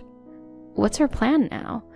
She'll probably find a part-time job. She's in debt to Mom and Dad for the compensation payment, so she has to work regardless of whether full-time or not. True. She caused quite a bit of trouble for you. Yeah, but I've learned from this too. I need to be more cautious in hiring decisions. I'm planning to revise the interview process with the HR manager. Oh, wow. You too had a lot to deal with. You had to apologize to the wedding venue and guests for the sudden cancellation. It was quite a hassle. Yeah, I'm thinking if you're okay with it, to throw another wedding reception as a way of apology. Of course, the expenses will be covered by me. Fantastic. Alright then, I should get back to work now. Okay, have a good day at work. You too, babe. Shannon faced a nightmare of debt afterward. Apart from my compensation, she also had to pay damages to the bridal shop and the wedding venue. Since the wedding dress I wore was a rental from a shop, she had to pay for the cleaning costs. She was also charged by the venue for the ornaments, which she damaged as she hastily fled the scene following the cake incident. Upon seeing the bill, she apparently turned pale. It's the consequence of her own actions, so she brought it upon herself. Ultimately, her parents footed the bill, but they made it clear they'd recover the full amount from her. Since losing the job offer, she recently started working part-time. No matter how much she works, all her earnings will likely go towards repaying her debts. As for me, I'm happily living in an apartment near my workplace with my love. Things are going well at work, and I aim to balance my professional and personal life, intending to enjoy each day to the fullest.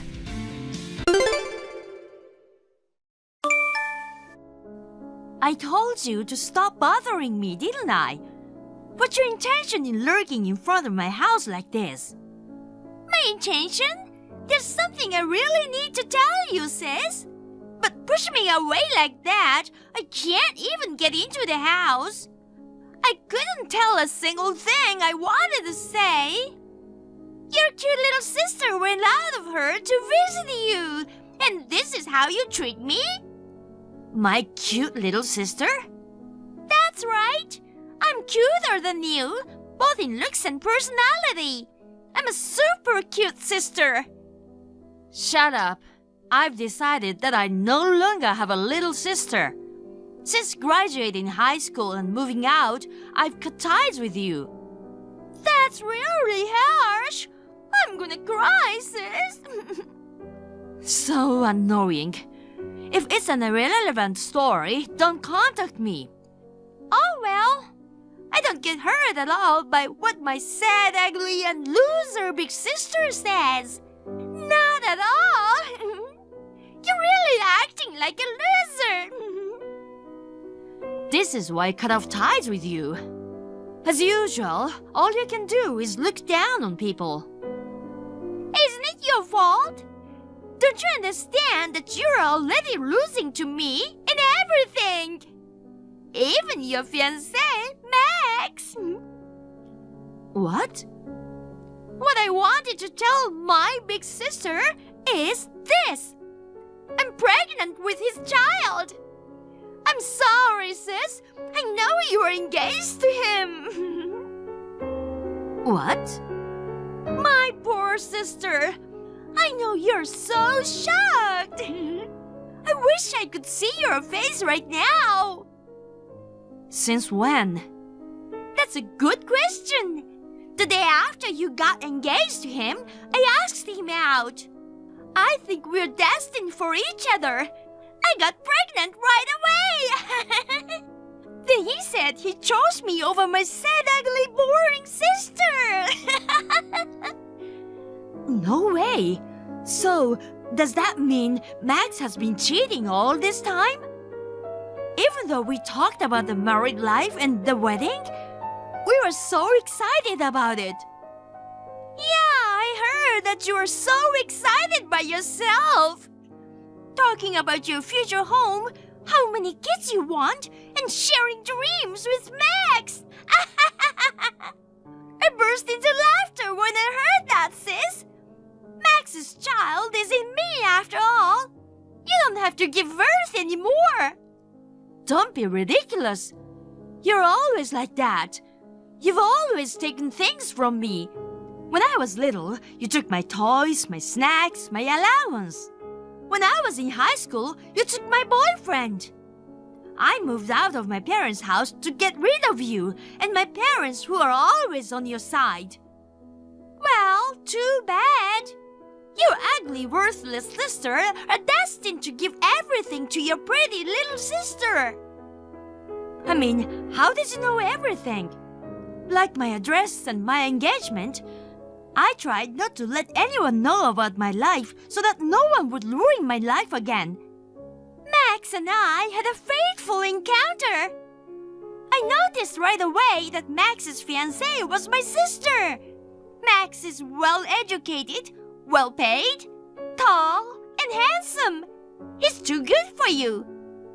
I can't believe you. Losers will always be losers. I mean, even if you whine about it now, you're doomed to have your engagement broken off. Max chose me. You're the one who got dumped by your fiancé, so shut up, okay, sis? Okay, whatever. Max is yours. Oh, you're giving up already? I'm not interested in cheating man anymore. Actually, I had second thoughts about this marriage. You may have saved my life. Gosh, stop pretending! Call it what you want. I'll give you one piece of advice. Watch out for his family. Oh wow, that loser is whining! Whining again and again! Max's father is an elite guy from the same big company as him. And his mom is beautiful and elegant, isn't she? Did you meet them in person? He showed me a picture of them. But you can tell they are nice people at first glance. I mean, there are no people with bad personalities in rich families. People like you, who are poor both in heart and wallet, may not understand it. Look who's talking. You're 29 years old and still depending on your parents. I'll be permanently employed as Max's wife soon. I'm gonna be a rich, beautiful, and elegant mama. Oh yeah? Do whatever you want. Then don't contact me anymore. Fine. Sis, help! I seriously need your help! My life is in danger! I'm going to your house now! Shelter me! Hey, why aren't you answering? You're reading this, right? Answer me! What? I told you not to contact me anymore, right? As for Max, I've already broken off the engagement, so feel free to do whatever, even get married. Don't mess around! You deceived me, right? What are you talking about? Don't play innocent with me! Max's family is insane! Ah, you finally noticed? That's why I gave you a warning. It's not my fault. You didn't listen. You are saying something like an elite father and an elegant mother, right? It was all lie. If you meet them in person, the father is a patriarchal and verbally abusive man, and he has a bad drinking habit. Moreover, he works for a knockoff company with a name similar to a major corporation. The mother is strict about etiquette and she loves to bully me. Yesterday, I had to stand with a book on my head for 5 hours getting lectured on proper bridal etiquette.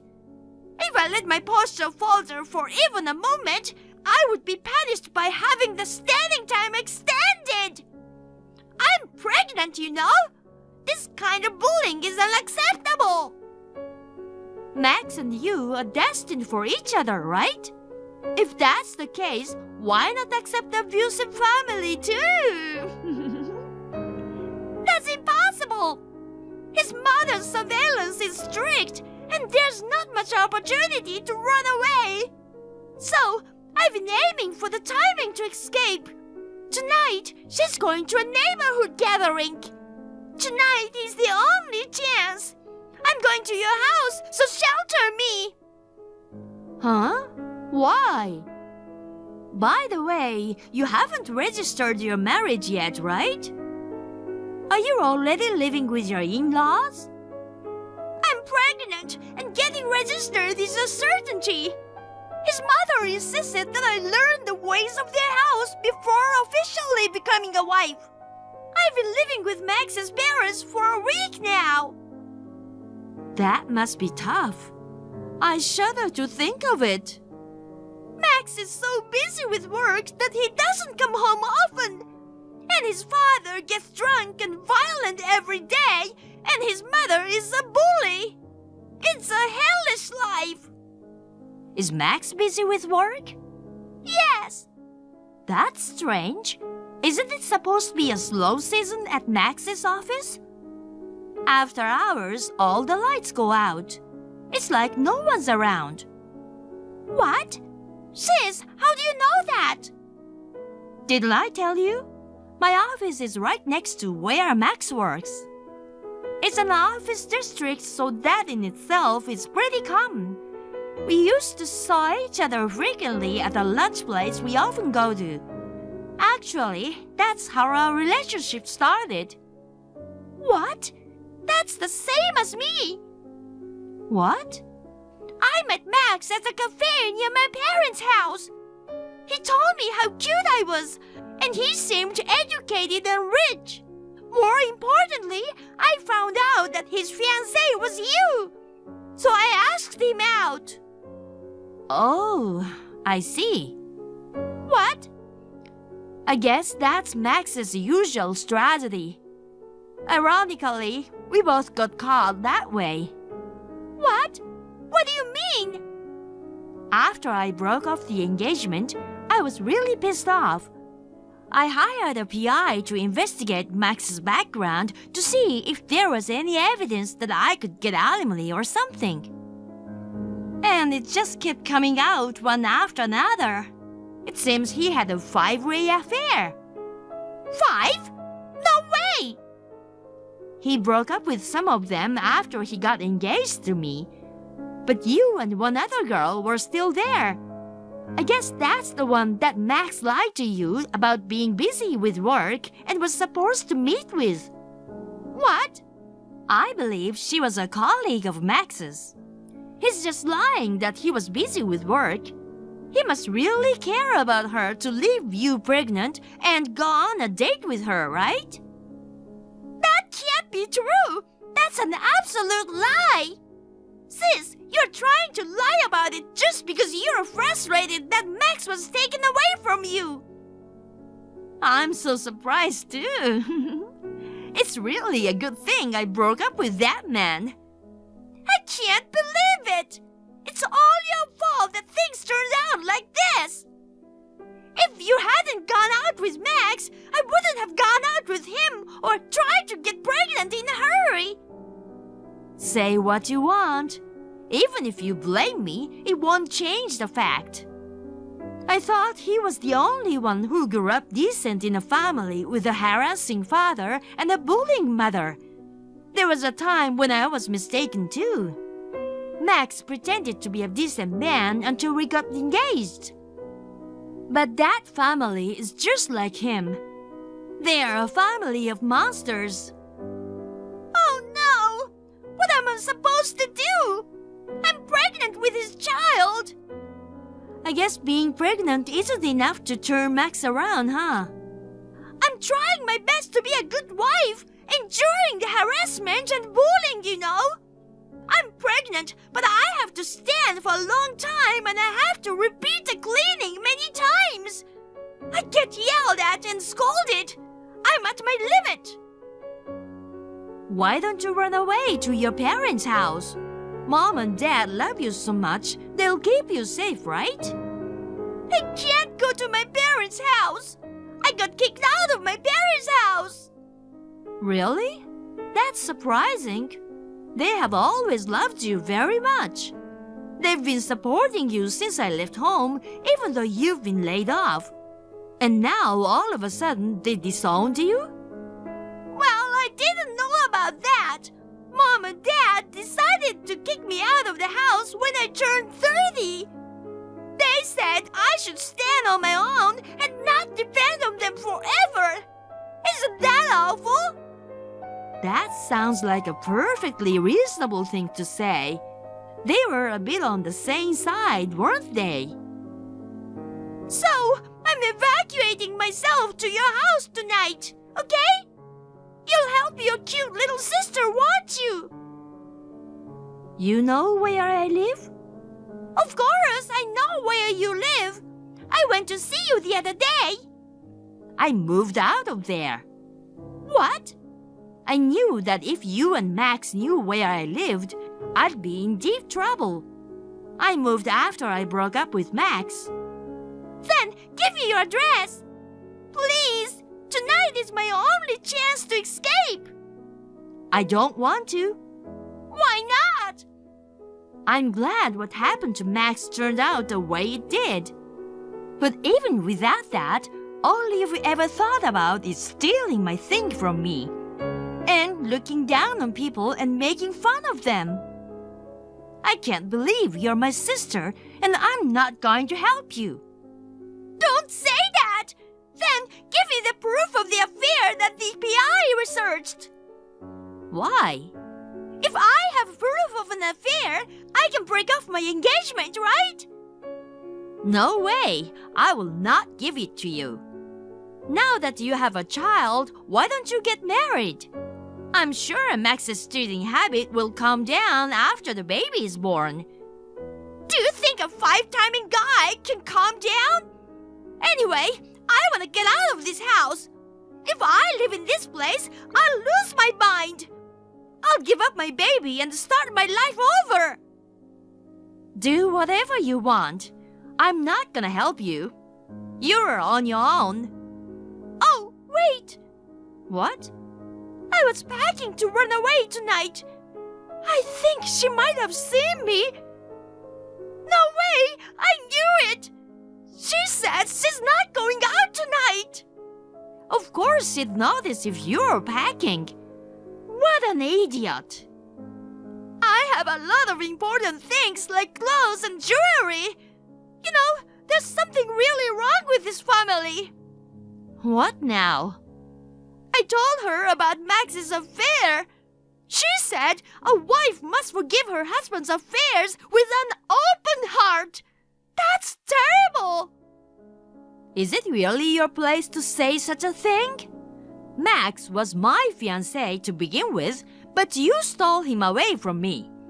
Well, considering you ended up together after cheating, I guess you have to forgive him for something like that. No way! I didn't take him away from you for this to happen. I took a well-educated, well-paid, good-looking man. I thought I was going to have an elegant and luxurious life. I don't know about the luxury life. What do you mean? I'm gonna anonymously leak the photo evidence of the affair when I go to Max's company. What? I told you earlier that Max's cheating partner is a coworker, didn't I? If it's known that he was juggling 5 relationships, including his fiancée, the woman he impregnated, and even a colleague, I wonder if they would kick him out of the company. Even if they don't fire him, I'm sure I could make it difficult for him to stay there. Why would you do that? Hey sis, think about it. Both of us were victims of Max's 5-way affair, right? Why are you being so cold to me? How can you call us the same victim? You flirted with him on purpose to steal him from me. At that point, you're not a victim. But that's terrible! If I don't do something about it, I'll end up in Max's parents' house where I'll be harassed and bullied by his parents. I'm gonna break down from the stress. You deserve it. Oh no! I even have a baby in my belly! Don't worry. Even if Max becomes unemployed, his in-laws will still be there.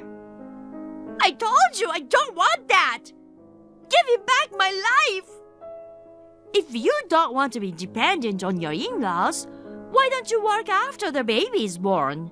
My parents kicked you out because they wanted you to be independent, right? Oh no! Well, good luck, sister. Soon after that, I anonymously leaked the photo evidence of the affair to Max's company. It seems Max's affair partner went crazy and it turned into a chaotic situation, but Max brazenly told his affair partner that he had a pregnant fiancée and asked to break up. Amy wanted to break up with Max, but Max told her that he only loved Amy, who was pregnant. He resigned from the company, which had become difficult for him to stay, and devoted himself to taking care of the pregnant Amy, or rather, monitoring her. The other day, Amy gave birth to a healthy baby boy. After the child was born, Amy found it increasingly challenging to leave her in-laws' home. Her father-in-law harassed her and her mother-in-law bullied her. Furthermore, Max, possibly getting along well with his next affair partner, has stopped coming back home. Hello, Linda. Thank you for your help at our wedding last week. Oh, Patricia? You're alive? You disappeared for about a week, so I thought you went to the other side. Actually, I almost died. It seems like God didn't abandon me, though. It was a once-in-a-lifetime grand stage, but it turned out like that. Really terrible. Excuse me? We were the ones who had a tough time. The wedding was cancelled after you collapsed. It was really tough time for us. That's right. A bride collapsing from acute alcohol intoxication at her wedding. Even the wedding staff said it was unprecedented. The staff at the wedding hall, too. My son and all the guests. You caused trouble for everyone and ruined the ceremony. You should reflect on your actions. I apologize to everyone for causing trouble, but it was you who made me drink a lot of alcohol, right? Oh my God! Are you saying it's my fault? How rude! You are intolerant to alcohol, so isn't it your fault for forcing yourself to drink? I don't know if you were in high spirits at the wedding, but you should know your limits. I know that I can't tolerate alcohol, so I decided to have a non-alcoholic beer for the first toast. I made sure to arrange to get me non-alcoholic drinks after the toast. I persistently reminded the staff at the venue. But on the day of the wedding, my beer was replaced by a regular beer with alcohol. Huh? Is that so? Did the wedding staff make a mistake? I don't think so. You know something, don't you?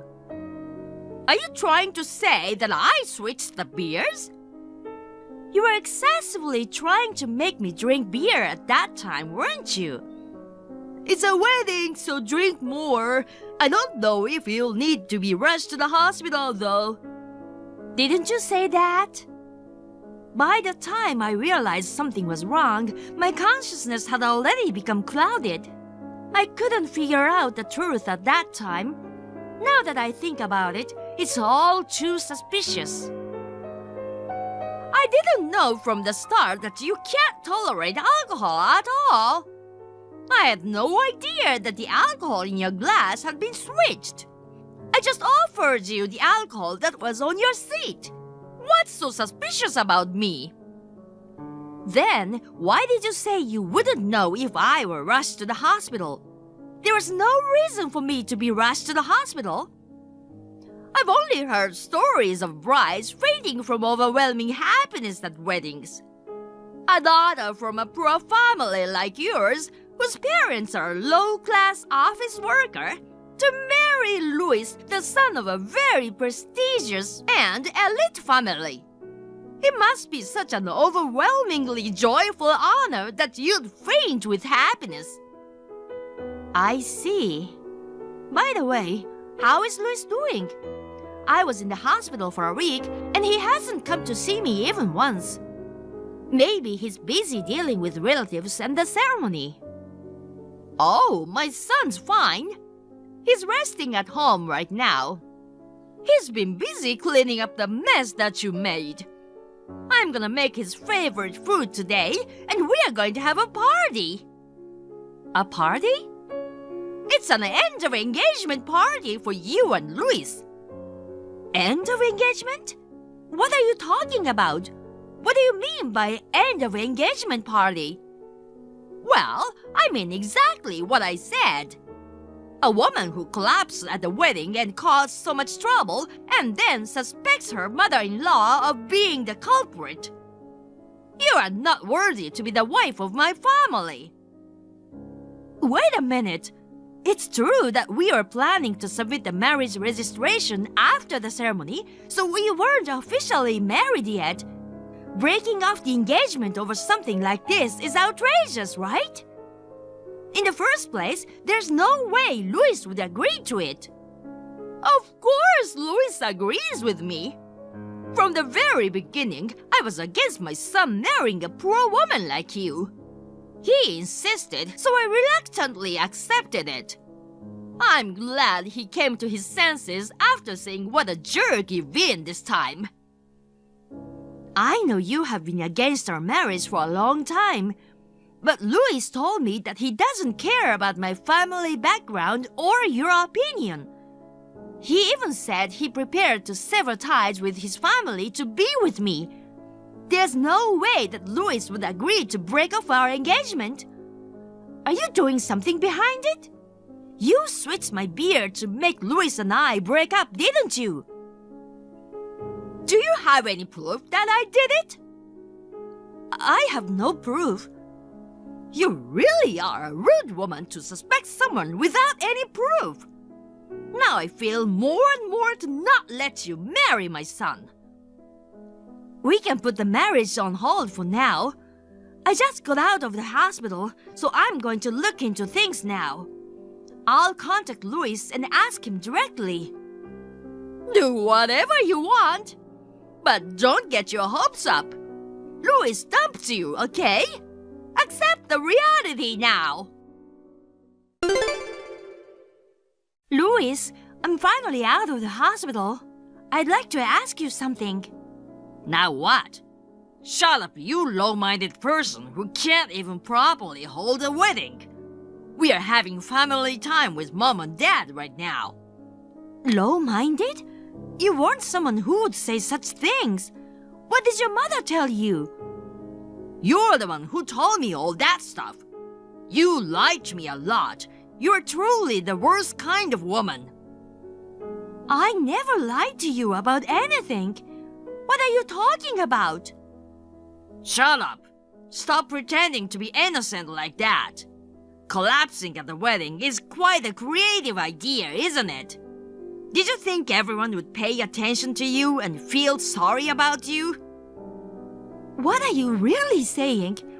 I'm sorry for collapsing, being hospitalized, and causing trouble for everyone. I'm grateful that you explain things to everyone. Shut up. I knew what my mom said was true. What? From the beginning, all you ever cared about was my family's fortune. You fell ill at the wedding, and you were going to show off your infirmity and live without working after marriage, right? You thought you could beg money from my parents and live off them, huh? I knew it. People from poor families think dirty. What are you talking about? I never thought like that. It's true that your father is an executive of a big company and my father is just an office worker. There's a difference in family background, but I don't care about that. You said you would make me happy for the rest of my life. And we talked about becoming independent from your family after marriage and building our home together with both of us working, right? I was a fool then. I fell hook, line, and sinker for your acting. I even doubted Mom, who saw through the truth and warned me. I almost married you without believing her. I'm glad you did something stupid at the wedding. Explaining to relatives and the venue was tough, but I'm glad I don't have to marry you. What? Do you really believe in what your mother said? You were with me when I was discussing the idea of making all the drinks non-alcoholic because I can't tolerate alcohol, right? Despite that, my beer was switched to alcoholic without my knowledge. Don't you think something is strange? I don't think so. You switched it out yourself, didn't you? Even during the ceremony, I was right next to you the whole time. And even before that, I was so busy getting dressed and stuff, I didn't have time to switch. Besides, you saw your mother trying to force me to drink beer, didn't you? What? Are you trying to tell me that my mother switched the beer? I think there's a high possibility of that. You've got to be kidding me. Mom was always worried about you even after you collapsed. At first, she was against the marriage because of your family background. But right before the wedding, she gave her blessing and said she was looking forward to it. Really? That's news to me. I thought she had been against our marriage from the beginning until now. She's been pushing me to call off the engagement for a while now. She said you agreed with that too. You're saying it's all my mom's fault when you intentionally drink alcohol? I can't believe you. It's only natural to break off the engagement with such a wicked woman. Mom was willing to welcome you as a daughter-in-law, and you betrayed her. I see. I get it now. We are not on the same page at all, and there's no point in explaining it to you any further. I'm done. I tried to love you regardless of your family background. I'm disappointed that you betrayed me like this. I'm disappointed too. Oh yeah? Disappointed because you won't get Dad and Mom's money. Someone poor and low-minded like you should stay poor for life. I'm sure you won't find anyone else once I dumped you. At best, you'll live on the bottom with your poor family. I didn't think you were such scum. It's a good thing we never got married. Well, goodbye. Don't ever show your face again. Of course, that's my intention. If you show up, someone scarier than me will go. Huh? Hey, what do you mean? Hey, Patricia! Linda? You know, you are not my mother-in-law anymore. What on earth do you have to call me for? Explain what's going on. There are about 10 scary-looking guys in front of my house. They're all shouting my name at the door. Oh, I see. That sounds scary. Don't play dumb. You did this, right? They are saying something about the wedding. It wasn't me. Well, I can't say I have no idea. What? Don't hold it back. Tell me quickly. Even if I told you, there's nothing you can do about it. Apologizing won't help. Many people are even angrier than I am about the wedding. I'm sure those guys got together for their own good. So, you know who they are? Probably they are brothers of my mother. Huh? Brothers? There are too many of them. I don't believe you. Well, I mean they're not real brothers. Those people are my mother's old friends. Your mother? I thought she was a housewife. How can she be friends with people like them? She's a housewife now, but when she was young, she was a famous gang member. After starting a family with my dad, she left the gang, but she still has numerous brothers. When she says one word, about 10 of them fly in instantly. Then they were sent by your mother, weren't they? Tell them to go home now. Oh no, that's impossible. Why not? Tell your mother to stop this. I mean, you're the one who told your mom to do this. My mother is doing all this voluntarily. She has a principle that her daughter should not be involved in such rough stuff. Rough stuff? What are they gonna do to me? They've been kicking and slamming my front door. They're really violent. My mother was furious when she heard I was forced to drink beer at the wedding. She investigated various things using connections with people at the wedding. It turns out that someone had switched out my beer. They caught her on the security camera in the kitchen of the wedding hall. This person was almost sending me to the afterlife, and my mother wanted to make her pay for her actions. I heard she was seriously furious.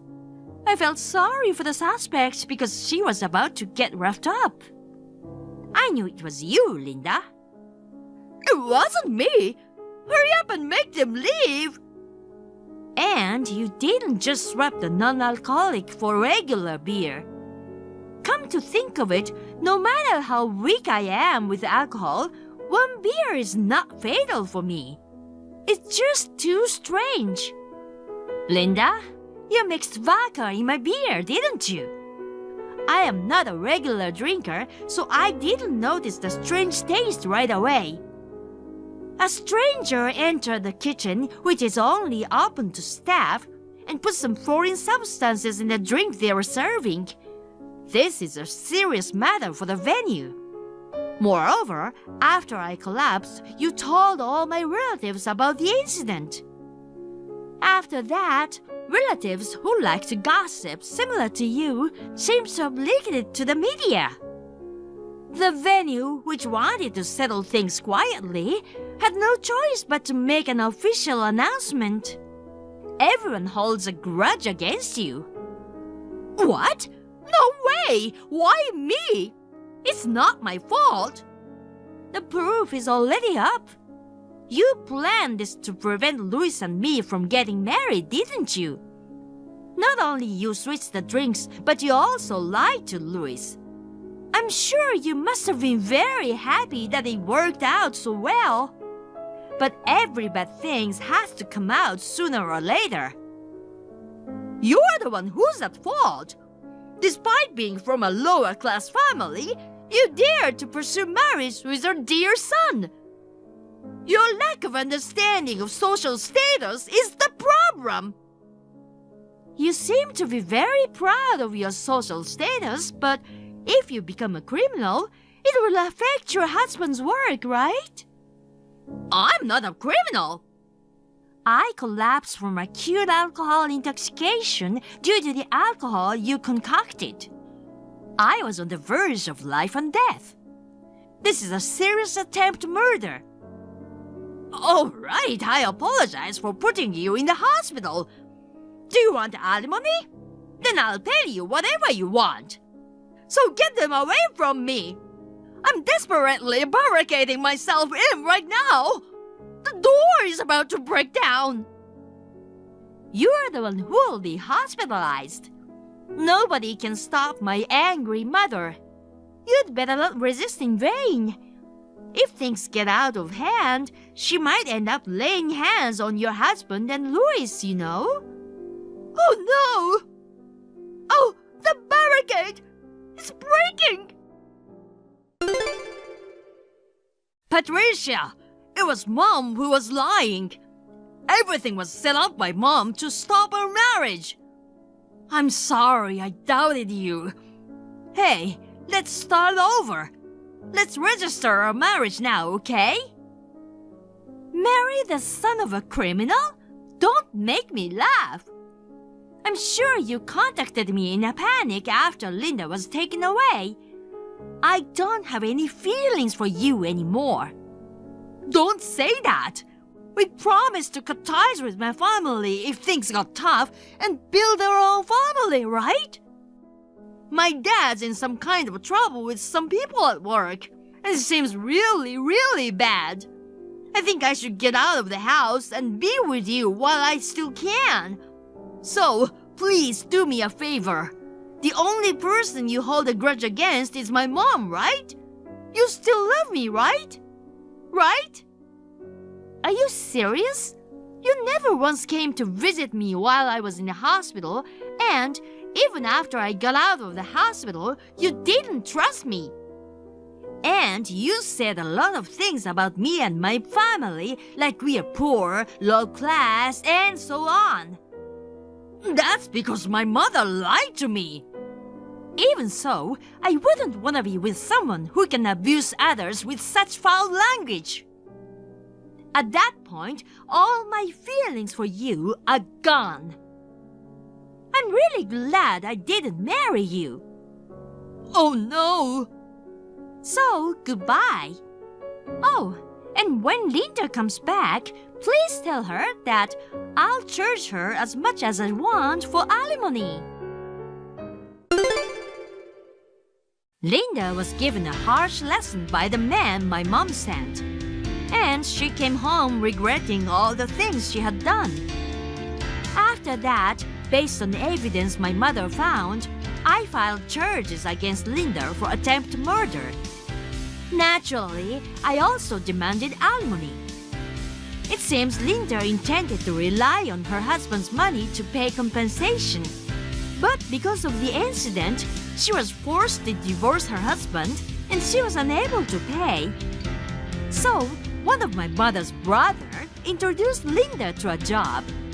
And now she's working live-in jobs, paying off the compensation.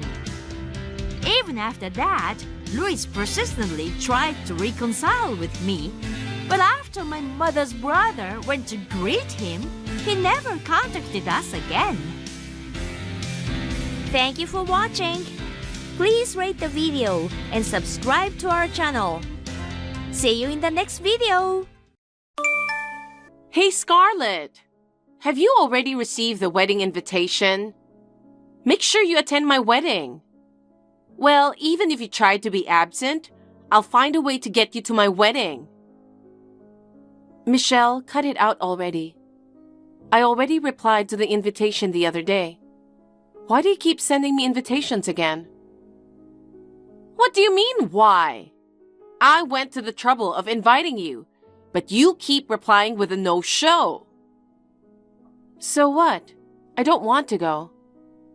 Wow, that's unbelievable. How could you miss your own sister's wedding? Are you serious? Don't tell me you haven't forgotten what you did to me 2 years ago. What? Oh, you're bringing up how I stole your ex-fiancé, Christian? Exactly. Why should I attend the wedding of you and my ex? Don't you think that it's insensitive and awkward? Stop playing the victim card. It's been 2 years already. It's time to move on from the past. There's no way I can forgive you. Christian and I were on the brink of getting married back then, you know? We had to cancel the ceremony at the last minute. You have no idea how I felt at that time. Oh, come on. It's not my fault. Christian chose me over you. You seduced him. I can't believe you made a move on your own sister's fiancé. Well, Christian is handsome and so successful. Just the other day, he got scouted by a big company and changed jobs. He's too good for you. You were after him because he was my fiancé before. You've always been like that, haven't you? You always try to take what's mine. Don't tell me you still have feelings for Christian. Stop bringing up the past. No, I don't. Oh, come on. It's so obvious. I feel sorry for you. Nobody wants to be with a fat and ugly woman like you. If you weren't fat and ugly, you would have already found a new guy by now. You wouldn't be stuck dwelling on the past like this. That's so rude. Well, Christian works for a big company, you know. It must have been frustrating for you not to be able to marry a guy like him. Especially an ugly woman like you, losing the chance to get married. You might end up single for your life. No wonder you still have feelings for Christian. What are you talking about? That's not true. Oh, really? I don't think so. With that face, you'll never get married. On the other hand, I'm lucky to be born beautiful. I've always been able to get the guys I wanted. Men are just easy. Wow, good for you. Hey, just to be clear, even if you ask for Christian back, I'm never giving him back to you, okay? Christian's going to be my husband after all. I don't want him. He's just a cheater who got manipulated by you. Oh, really? I have no feelings for Christian. You can marry with peace of mind. You say that, but you are still bitter. Whatever. I'll make sure you come to my wedding. Well, I'm telling you, I'm not going. No. You have to come. Why? It would be hilarious to see your ugly face there. A jealous loser ugly sister envying the beautiful sister. Don't you think it would be hilarious?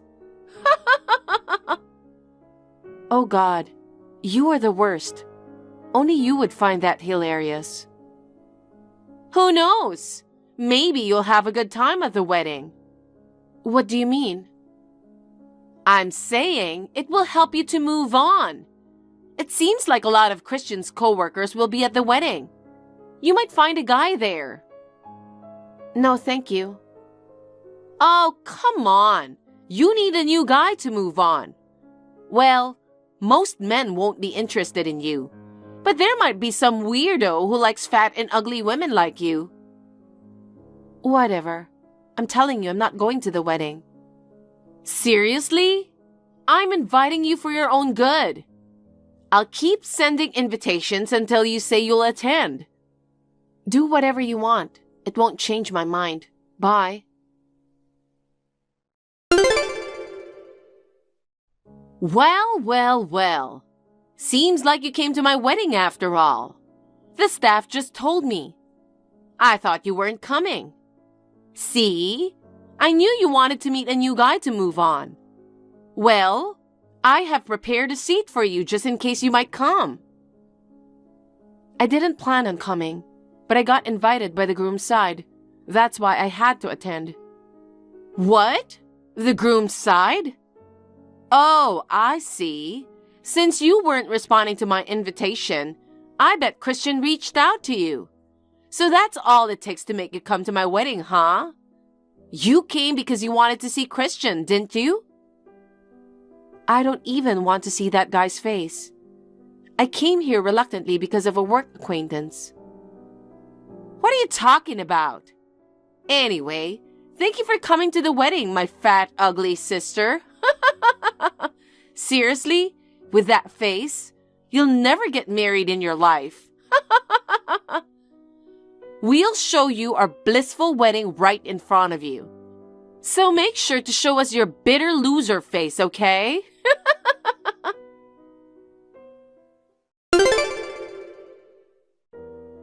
Hey, Scarlett! What the hell was that? What? Did I do something? It was embarrassing, you know? I can't deal with an ugly person like you. I have no idea what you're talking about. Sure, I mentioned that you might find some guy for you at the wedding. But I can't believe you sat next to Mr. Johnson and didn't move away from him the whole time. You were all over him. What's wrong with that? Mr. Johnson is the CEO at the company where Christian works. Yeah, I know that. Oh my God. You knew and you still tried to go for him? No, it's not that I'm going after him. I get that you're desperate to get married, but you should know that he's way out of your league. And besides, he just got married last month. You're going after a married man now? You're way too desperate. Excuse me? I'm not like you. I don't know where you got that confidence to go after him, but you should know that no one would be interested in a loser like you. It's just so pathetic. What do you mean? I'm already married, you know. What? I don't have to look for a man because I'm already married. Wait, there's no way you're married. Aren't you ashamed of yourself for telling such an obvious lie? It's not a lie. If someone wanted to marry you, he'd have to be a crazy person or some kind of weirdo. If you can't believe it, why don't you ask Christian? Huh? Christian? Christian invited my husband and asked him to bring his wife along. But it was obvious that he said that without knowing who his wife was. So to make things clear, my husband talked to Christian and told him that I am his wife. Wait a moment. You're the wife of Mr. Johnson? Yes, that's right. You're kidding, right? You didn't realize? I thought it would be obvious from the seating arrangement. It was clear that I was attending as his wife. There's no way I could have known. I mean, Christian didn't tell me anything. I can't believe you married a CEO. Well, he hasn't introduced me to his business acquaintances as his wife yet. Plus, our wedding happened overseas, and we only invited the groom's family. What the hell? I intended to cut ties with you when my engagement was broken off 2 years ago because of you. I haven't been in touch with our parents who sided with you either. If it weren't for today's wedding, I wouldn't have told you about it. My husband knew Christian was my ex-fiancé. We even discussed the idea of both of us not attending the wedding, but my husband didn't want to be rude by declining the invitation, so we decided to attend together. Oh my God, it's so unfair. How is this possible? After Christian broke up with me, I was devastated. And you know what? I started to doubt myself, thinking maybe I'd never find someone because of my looks. So I decided to focus on my career. I attended a bunch of seminars and workshops. My husband was one of the instructors there. We hit it off, and now look at us, a married couple. I never thought he'd be the CEO of the company where Christian went to work. What a small world. Really? A man like him could choose a more beautiful woman. Why would he choose an ugly woman like you? My husband said I was fun to talk to. He's not the type of person to judge people based on looks. I can't believe it. And about Christian? Well, he seemed to assume that his boss's wife was just another person with the same name as me. I think he was shocked when he realized that it was me. He didn't say anything because other executives were also inviting their wives. He had no choice but to agree to my presence. What the hell? This is so unfair. What do you mean unfair? Don't you know that Mr. Johnson is super famous in the industry? He became the CEO of a company in his 30s. He's been dedicated to his work. Everybody thought he'd continue to stay single. Turns out, He got married recently. I was so jealous of the woman he married. And yet, he chose you? An ugly woman like you? Well, that's the reality. How did you get him to marry you? Nothing. We were just meant for each other. Ugh. This is unacceptable. It's not fair that you're happier than me. What do you mean? Can you calm down for a moment? It's your wedding day. Aren't you happy that you're marrying the guy that you love? Shut up!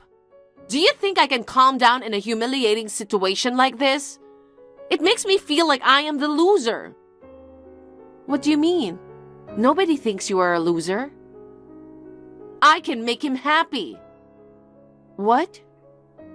It's shameful for a CEO to have a wife like you. I feel sorry for him. A company CEO should have a beautiful wife like me. Wait. I've decided. I'm going to make Mr. Johnson fall for me. What? No way. Tomorrow, I'll go to Christian's office. I'll seduce him and make him fall in love with me. You're kidding, right?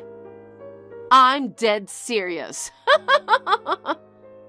What about Christian? I don't care about him anymore. I'm going to give you back that loser. Jesus Christ, how selfish can you be?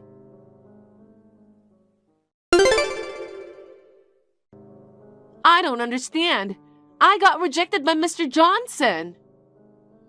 I can't believe you actually stormed into his office. Are you out of your mind? Christian was so easy to seduce, but why not this time? I'm definitely better than you. All men aren't like Christian, you know. Real men don't cheat. That can't be true.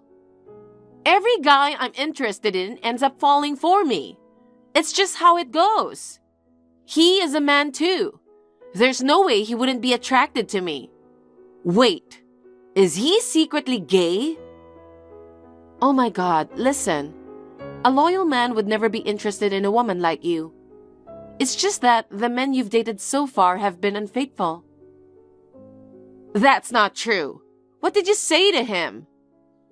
What? You probably said something about me. That's why I got rejected. Ugly people are ugly on the inside too, huh? I never said anything bad about you. Haven't you realized yet? Realized what? Who he truly is. Who? He is the CEO of Christian's company. That's not what I meant. Well, it's not surprising that you've long forgotten what he looked like in high school. He matured, and his last name changed. High school? Wait, don't tell me we went to the same high school. Yes, his old last name was Mason. Mason? His full name is Kenneth Mason. His parents divorced and his surname has changed. Mason! Wait, that creepy nerd? I wouldn't put it that way, but yes. You bullied him in high school, calling him a nerd and a loser. Guess what? He's my husband now. No way! That nerd became a CEO? I mean, sure, he was one of the top students, but still. I heard Kenneth went through a lot in high school because of you and your friends. Did I really do that? It's been so long, I don't remember. The one who was bullied remembers it well. He knows your true colors. There's no way he would fall for you. You've just wasted your time. Oh my God. Well, even if you didn't bully him before, sending out so many invitations without hesitation clearly shows that you are an insane person. Fine, I get it. I'll give up this time. But don't you ever think you're better than me now. Next time, I'll marry someone even richer and more famous than Mr. Johnson. There are plenty of better men out there. You'll see, and you'll definitely get jealous of me. Oh, come on. It's time to face reality. Reality? Don't you think there are consequences for switching men like that? I think things are going to get difficult for you from now on. What do you mean? How dumb can you be? Christian might be a big idiot who cheated, but you're an even bigger idiot. Why me? If you don't get it, it's not worth explaining. Goodbye.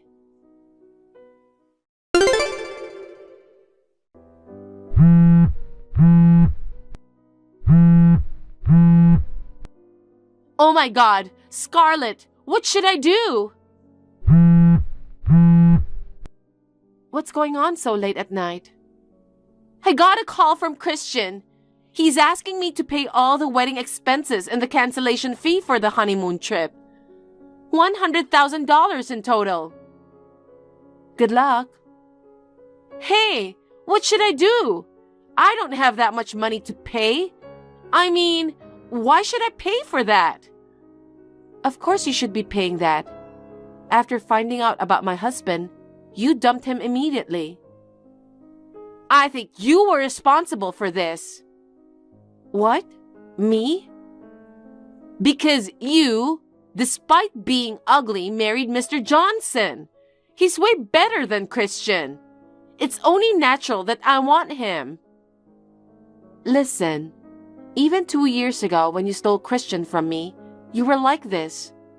When I asked you to pay all the wedding cancellation fees, you blamed me for everything. You even refused to pay. But that time, Christian paid all the fees. Don't you understand how selfish you are? Don't bring up the past now. You haven't learned anything from your past mistakes. What do you mean by mistakes? There are always consequences for your selfish actions. It's common sense. You should realize that you are selfish and the world doesn't revolve around you. Shut up! Who do you think you are? I'm telling you, ugly people have no right to talk back. Seriously? Why are you still existing in this world? It makes me sick to be related to you. Can you say the same thing in front of a lawyer? If I went to court, would you say the same thing? What? Regardless of being beautiful or ugly, it's common sense to apologize for doing something wrong. After apologizing, you should show through action that you are sincere in your apology. That's why you should be responsible for paying for it. But 2 years ago, Christian covered for you, but it won't work this time. No one would help you, not even our parents. That's why you should pay. After all, you're the CEO's wife. You can easily pay $100,000, right? Don't you get it yet? Ever since you stole my fiancé, I've never considered you my sister. Do I have to say it clearly that there's no one on your side? But still, we are family. You should help me.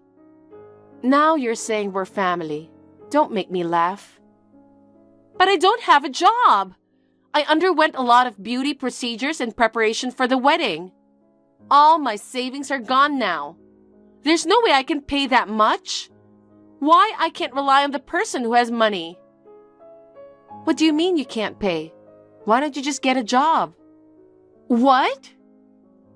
You always thought you didn't have to work seriously because you've been planning to marry into a wealthy family. Now look at you. Whether you realize it or not, nobody's going to help you anymore. That's the reality. I thought I could live a luxurious life as a housewife.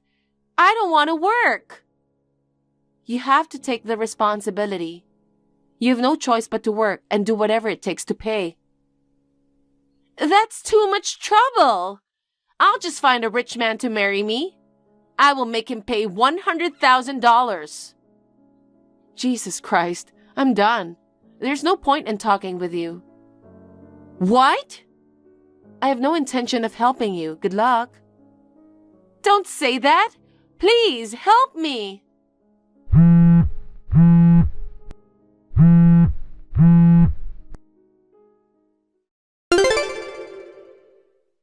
Michelle seemed to have taken out a loan from some sketchy people to pay off the fees that she was charged.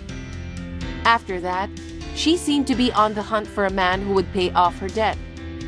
I heard she went on dates with numerous men, but her eagerness for money made it too obvious. No one showed any interest in her. Eventually, she gave up on marrying a wealthy man. Now Michelle is working tirelessly from morning till night to pay off her debt. Due to overwork, her once proud appearance has faded.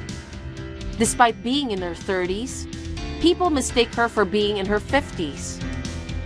As for Christian, he decided to resign from the company after that incident. I heard that he has become a temporary worker and is living on a shoestring. As for me, I'm spending beautiful days with my beloved husband. Although I wasn't blessed with looks and endured hardships for a long time, I realized that if you work hard, you can eventually find happiness. Thank you for watching. Please rate the video and subscribe to our channel. See you in the next video. Susan, I'm sorry. I'm actually pregnant with Bob's child. Huh? I'm saying that I'm pregnant with your husband Bob's child. You're kidding, right? You know what? There's no way I would say something like this as a joke. Lately, he's been coming home late, working overtime or something. And on his days off, he's always off somewhere by himself. I thought maybe he was cheating on me, but I had no idea that you were having an affair with him. You are married to my brother. How could you do that? Cheating is bad enough, but you have a child with Bob? Well, my husband is a serious guy. I don't enjoy being with him. That's why we haven't had sex for so long now. On the other hand, Bob is fun to be with. He knows good restaurants. He knows how to treat women, and he is perfect. It's true that my brother is more serious than Bob. He may lack some of the fun factor. But you knew that before you got married. My brother doesn't complain even if you do whatever you want. You're a full-time housewife. He even gives you more than enough money, and yet you cheat on my brother, have an affair with Bob, and then get pregnant. At the very least, why not cheat on someone else? You are betraying not only my brother, but also me and my parents. Do you understand that? Shut up! I understand. That's why I'm saying I'm sorry, and I'm telling you like this. You don't look very sorry to me. Then what do you want me to do? You want me to have an abortion? Anyway, I'll check with Bob. But first, let me check with you. What? Are you sure it's Bob's child? That's what I've been telling you. I know you're in shock and don't want to believe it. It shouldn't be possible. Huh? What did you say? No, it's nothing. Anyway, I can't say anything without confirming it with Bob. Have it your way. If what I say is true, then give me Bob. It's your fault to begin with. Huh? My fault? Because you and Bob have been married for more than 5 years now, right? We've been married for 7 years now. Right? And you can't have kids because you're infertile, right? Please don't make assumptions. No, I don't. Of course I'm right. Well, your parents might get sad, but I'll have Bob's parents love me for it. They might be surprised at first when they find out that Bob cheated on you. But I bet they'll be happy when they find out they have their first grandchild. Please confirm this with Bob as soon as possible. I'm on my 5th month of pregnancy and my belly is getting bigger. If we divorce now, I'll make it in time to have a baby. So please, divorce him as soon as possible.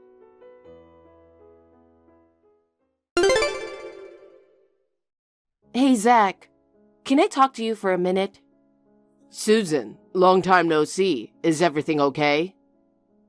I'm sure you'll be absolutely shocked, but I want you to calm down and listen to me. Janet is having an affair with my husband Bob, and she says they're having a baby. Yesterday, she contacted me, and when my husband came home at night, I immediately questioned him about it. He said that she was right. My husband says he doesn't want to divorce, that it was just a spur-of-the-moment thing, and that he begs me to forgive him. I asked him how long the relationship had been going on. He said it had been going on for months. I absolutely cannot forgive him. He betrayed me. Susan, calm down. How can you be so calm? Because I knew that she was cheating on me. Really? She's obviously been going out more, and she keeps her phone close to her all the time. I can even smell men's perfume. It's too obvious. So you're going to forgive her? No. I'm not going to forgive her. I was thinking of hiring a detective. I didn't think it would be Bob. And I can't believe she's pregnant. I'm shocked too. About that, there's no way he can be the father. Huh? What do you mean? You see, we've been married for 7 years now, and we haven't had kids, right? We went for a test the other day. He didn't want to go for the test, but he was afraid to see the results. He was like, "Of course it's you. I'm a man. There's no way I have a problem. I don't need to see that. Just throw it away." And then I was curious, so I pretended to throw it away, and when I looked at the test results, I found out that he was sterile. By the way, there was nothing wrong with mine. Wow. That means the father of her baby is not Bob, right? That means she's having an affair with another man too, and she's trying to make it out to be his child. Maybe I've spoiled her too much. I absolutely can't forgive her for what happened. You're right. I can't forgive him either. Let's make them regret what they did.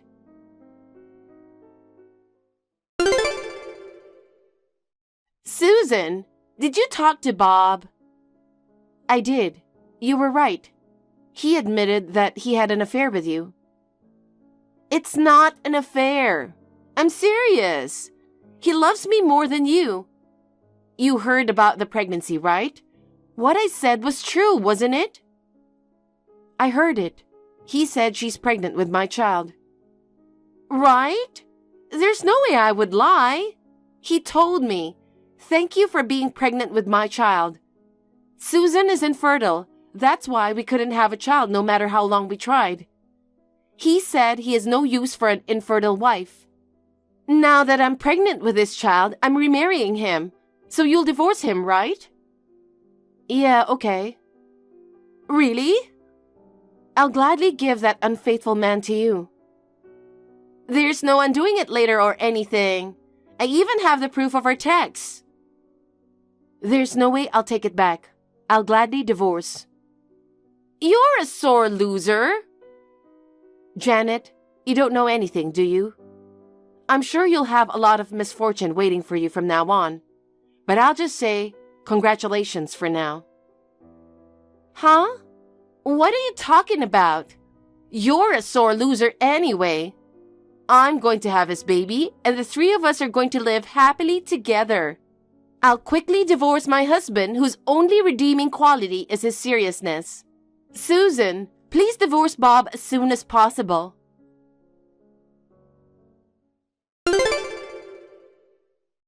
Susan, I got married to Bob. Thank you so much. Thank you for leaving Bob alone. I was able to take him away from you and even have a child with him.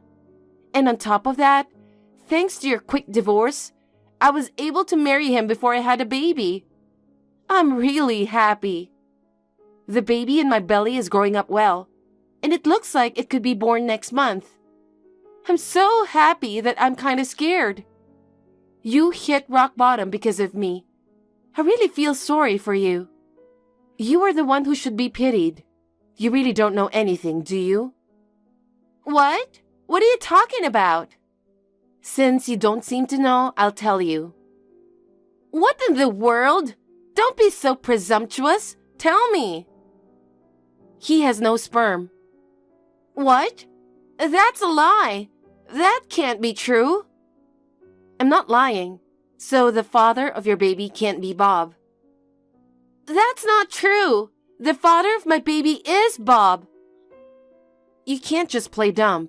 We have the test results. He hasn't seen the test results, but they say that almost 100% of pregnancies can't be carried to term naturally. Maybe the test results were wrong. My brother knows an obstetrician. I showed him the test results and he confirmed it. Could your brother be your ex-husband? You know what that means, right? He knows that you cheated on him repeatedly and that you got pregnant. You cheated on him with my ex-husband and that the father of your child is not my ex-husband, but another man. You can't be serious. I can't believe you found out. Then why did your brother agree to divorce so easily? He never accused me of cheating on him. That's just the beginning. What? From now on, I'm going to make you regret betraying me and my brother. What? What are you going to do? You're not going to tell Bob that he is not the father of this child, are you? Please? I'll do anything, just don't do that. Then, will you pay me $200,000 in alimony? $200,000? There's no way I have that kind of money. Of course. You've been supported by my brother all along, right? And yet, you betrayed my brother. That's really unforgivable. Don't tell me that you can do anything you want when you can't do it. Oh no. Please look forward to our revenge. Susan, please, I want you to forgive me.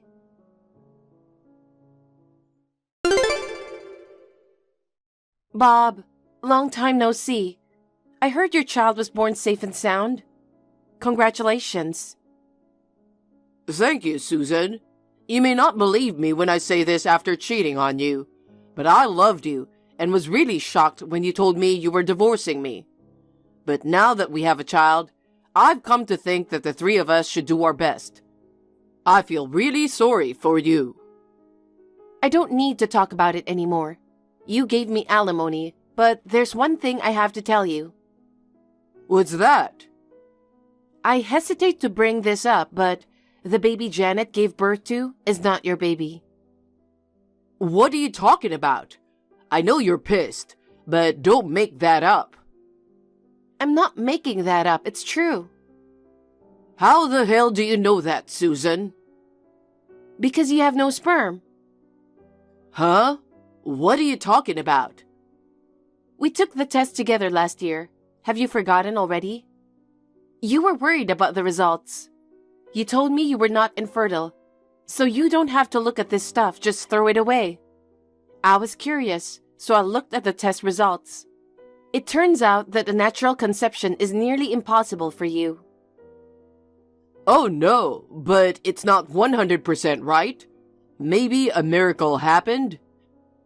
Not only that, at the time Janet would have gotten pregnant, you weren't in the States because of an overnight business trip, right? When you think about it, it's hard to believe that it's your child. I understand why you don't believe me, or don't want to believe me. Why don't you take a DNA test? The results will make it clear. Okay, I'll do that.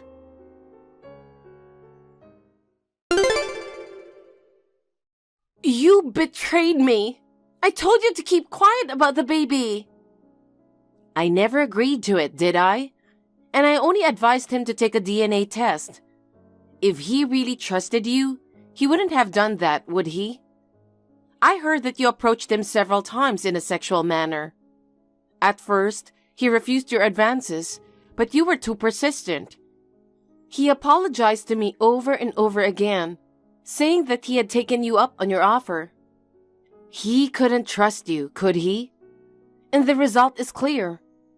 I heard that the real father is a host, 10 years younger than you. I can't believe you spent the money that my brother worked so hard for the host. My brother told me that you guys hadn't had sex for a long time. That's true, but so what? You were dumped by the host and tried to find a father for your child. But you didn't want to have sex with my brother. That's why you turned your attention to Bob, wasn't it? You knew that too? Bob told me, now that he thinks about it, his family is rich. Maybe you were after his parents' money. Janet, you were very interested in Bob's parents' occupation and their house, right? That's just out of curiosity. Actually, his parents are rich and very kind. At first, they couldn't forgive him for having an affair, but after all, they were happy to have a grandchild. His parents paid for the hospital bills, the move to the new house, and everything else. So what? He told his parents the truth. What? Did he? His parents are very angry with you. They are going to have him divorce you, ask you to pay for the hospital bills, and for moving to a new house. They also said they're going to ask you alimony. Oh no! There is no way I can pay that kind of money. It's not my business. Why don't you tell that to him and his parents? I don't think they will forgive you. Janet, you are amazing in a way, aren't you? What? To make his parents that angry, they are ready to hire a lawyer and go to court. They're saying they're going to make you pay for what you did. I don't have any savings, and I've been a housewife. It would be hard to find a job. It's not my business, really. Not only did you take Bob away from me, but you also hurt my brother. You are gonna be punished for that. Oh, I forgot to say something important. Is there anything more? My brother and I are going to charge you alimony, so brace yourself. You're kidding! I'll be buried in debt, you know? It's your fault. It's crazy that you didn't expect this. His parents said that he had done a really bad thing to me, but they really appreciate me telling them about the kid. They've offered to pay the legal fees to sue you, so I'll take up their offer. Be prepared. Oh no! It wasn't supposed to be like this!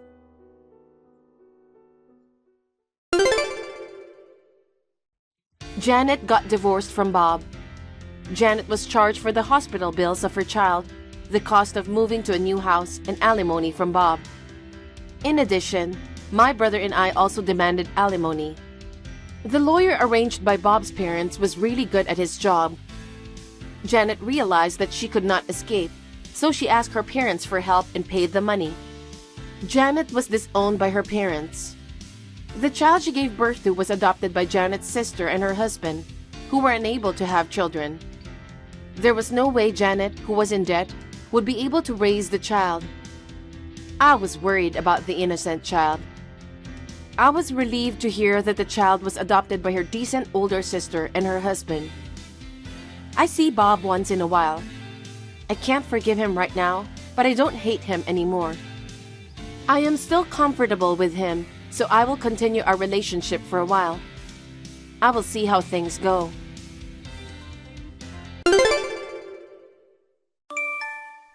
Nate, where did you go? You disappeared after getting out of the bath. Did you go out? Hey, Nate. What? Where did you go in the middle of the night? I'm scared that something might happen to you. Please, come back quickly. Something like what? Getting stabbed by a psycho? Huh? What did you just say? Our son Josh lost his life to a robber's attack, and you can make jokes like that? It's been just 3 days since we lost him. Whatever. Shut up. What's with that attitude? Doesn't our son crossing over bring a sense of closure for you as well? What do you mean? In simpler terms, our relationship ends as of today. Marina is really down, so I've decided to protect her with all my might. Josh's funeral is over and I'm going to marry our son's widow. Are you cheating on me? That means you did that to Josh? You did it intentionally to be with her? No way. Did you see her crying at the funeral? Do you think that was acting? If so, she should become an actress. Right? Besides, I always go straight home after work. I don't have time for an affair. I guess. They've been married for 2 years, and I've harbored feelings for her. Even so, they didn't visit our house frequently, and we didn't have many meetings. Wait a minute, did you secretly meet with her behind my back, did you? What's wrong with a father visiting his son's house? Josh went to the other side, and I saw an opportunity to make a move. Are you serious? She genuinely loved Josh. That's why I think as father who has similar face with Josh can start a new life with her.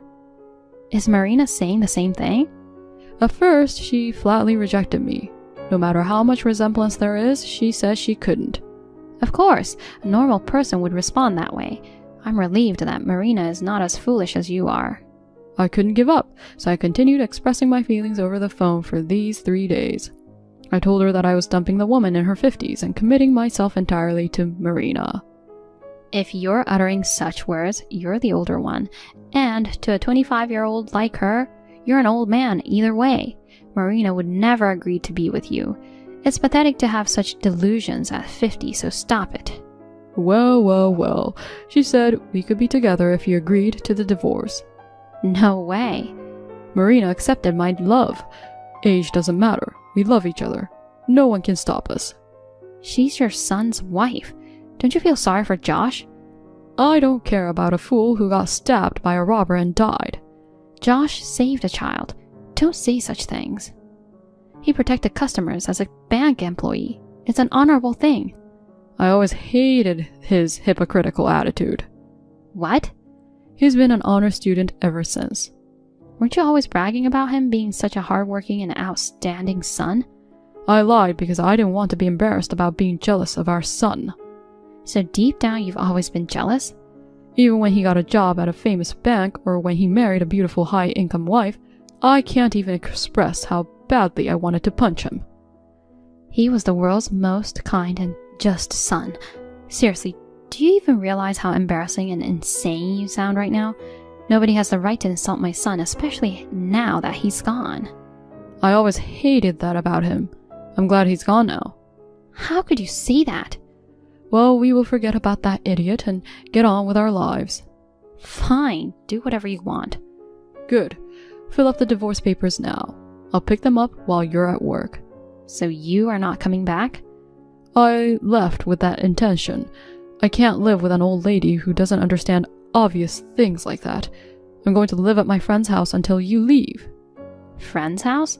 Do you mean Marina's house? What? After all, aren't you two already in an intimate relationship? Josh passed away 3 days ago. Talking about divorce is too sudden. Definitely not. Marina won't even let me in her house. She says not until I break up with you. Really? I'm serious. That's why I want to leave you as soon as possible. But we have to talk about a lot of stuff, like property divisions. And there's one more thing I want to tell you about Marina. What? You're bad-mouthing her? That's not going to sway my feelings. I don't want to hear anything from a loser old lady, so... No, Josh asked me for advice a while ago. Josh was backstabbing her with you, huh? Why would he do that? Listen to me. I won't talk to trash that conspired with my foolish son to bully her. I hope you disappear now. So long, old hag, and watch your step at night. Just yesterday we were talking about living as long as our son. I can't believe that all those words were a lie. If our son, who was an earnest and capable banker, sees the situation now, I wonder what he will feel. I have no intention of staying with my husband now that he talked to me like that. But even if we divorce, there is one thing about Marina that bothers me. Just as I was about to discuss this with my husband, he did an unforgivable thing. What's the deal with you? I put the divorce papers in the mailbox, but you haven't filed them yet? It's been 3 days already. It's only been 3 days. I have a lot of preparations to make. It felt like an eternity to me, and I couldn't take it anymore, so I had to take decisive action. What do you mean? Starting today, Marina and I will be living in our house. Don't be selfish. You are so dumb. It's too late for you to say anything now. I got home just in time to see you head to work. I've already sorted things out. You're joking, right? I've already made arrangements for the construction. I'm going to knock down your room and Josh's room to make a bigger space. Marina and I will have our own bedroom. That's impossible. What happened to our personal belongings? Don't worry, I sent them to your parents' house. Josh's belongings too? Oh, I got rid of those. It was garbage day, so... What? His old bags, stationery, and photo albums might not be worth anything if I saw them. They were all cherished mementos. Which means garbage. They're irreplaceable memories. I can't believe it. Take that crap. What about the urns? I'll take care of it if you don't. Don't tell me you threw that away too. I told you I threw everything away. I packed them in garbage bags and took them out. Are you serious? No way. Go get them back. I took them hours ago. They're already gone. Oh no. Are you sure there's nothing left? There's not a damn thing. I already changed the locks on the front door, so if you come looking for them, you can't get in. I've also informed the construction workers to turn you away if you come looking for me. I told them you're a stalker who's jealous of me and Marina. They might call the police. You're a rotten person, no matter how far you go. If that's how you feel, go ahead and submit the divorce papers. I'll do it without being told. Now, I want to be a stranger as soon as possible, even if it's just for a moment. Great. My share of the property is the house to you. If you've already made arrangements for construction, I don't have a choice. Can we agree that I get the savings instead? Sure. Go take it, if I get to be husband and wife with Marina as soon as possible. Take it as you will. I'm rather sorry that's all you get. I'll always have my darling Marina, though. You're going to spend your old age as a divorced woman without a son. I'm sorry you don't have a son. I'll give you one last piece of advice, having been a married couple for over 25 years. What? Be careful with the poison. Are you trying to bury us in hatred or something? I'm not going to do anything. I'm talking about your new wife. Of all things to say, you're such a pathetic woman trying to blame Marina just out of spite. Say whatever you want. I tried to give you some advice, but I don't want to explain myself any further to someone who doesn't want to listen to me. I don't listen to advice from a loser. Get the hell out of here. Don't contact me again. Help! No, I won't. I haven't even told you why I'm here, so why the immediate response? I'm not so soft-hearted as to help someone who treated me so badly. Don't hold a grudge. You're the only one I can count on. We've been a married couple for over 25 years. Help me. I see. You're in a tight spot, huh? I listen to you if you have something interesting to say. It's not an interesting story. The truth is, once Marina and I got married, she turned into a control freak. She lost her husband like that. I'm sure she has anxiety. No, it's not like that. She checks in on me every 3 minutes to see what I'm doing. She sets meals and bedtimes. She even controls my bathroom schedule. What about work? She asked me to quit because she's the one earning, and she wants me to greet her with a smile every day. You've always complained about not wanting to work and how hard it is to work. Good for you. There's no way that's good. If I break my schedule even a little bit, I get slapped. Ouch, she's so strict. I can tolerate it if there's something good thing, but that woman has nothing but bad things, especially her cooking. It's disgusting. How dare you criticize your own wife's cooking? She can only make burnt bread or something messy like dog food. Maybe she thinks you're a dog. No way! The food is messing with my health. I keep going between diarrhea and constipation and I can't sleep. You are just overthinking. Seriously, the food is like poison. Why not just avoid eating it then? Then she will start slapping me if I don't eat it. Well, she doesn't seem like the type of person who would do that. Remember how you warned me about poison before we split? Surprisingly, you remember that. If you know anything about it, tell me now. Josh was telling me a similar story to yours. What do you mean? She has kept asking him to quit his job. He always doesn't feel good and the food tastes awful. She slaps him if he eats out, and he is thinking about getting a divorce. That's exactly what I'm going through. This is all new to me. Her behavior was different when I visited their place. Marina was probably acting at that time. Josh told me about it secretly. When I heard that, I got a PI to look into it. Apparently she's quite dependent and has some crazy mental issues. What on earth is going on? She wants to dedicate herself wholeheartedly to the person she's locked onto in exchange for having everything go her way. She wants to keep them in a cage. So, in a way, I'm in a cage? Absolutely. It's like your personal doghouse. Right when I was trying to rescue Josh from that kind of woman, tragically, he got stabbed and passed away. Why didn't you say anything to me? You should help me too. You ignored what I was saying. I misunderstood. I thought you were being mean to her.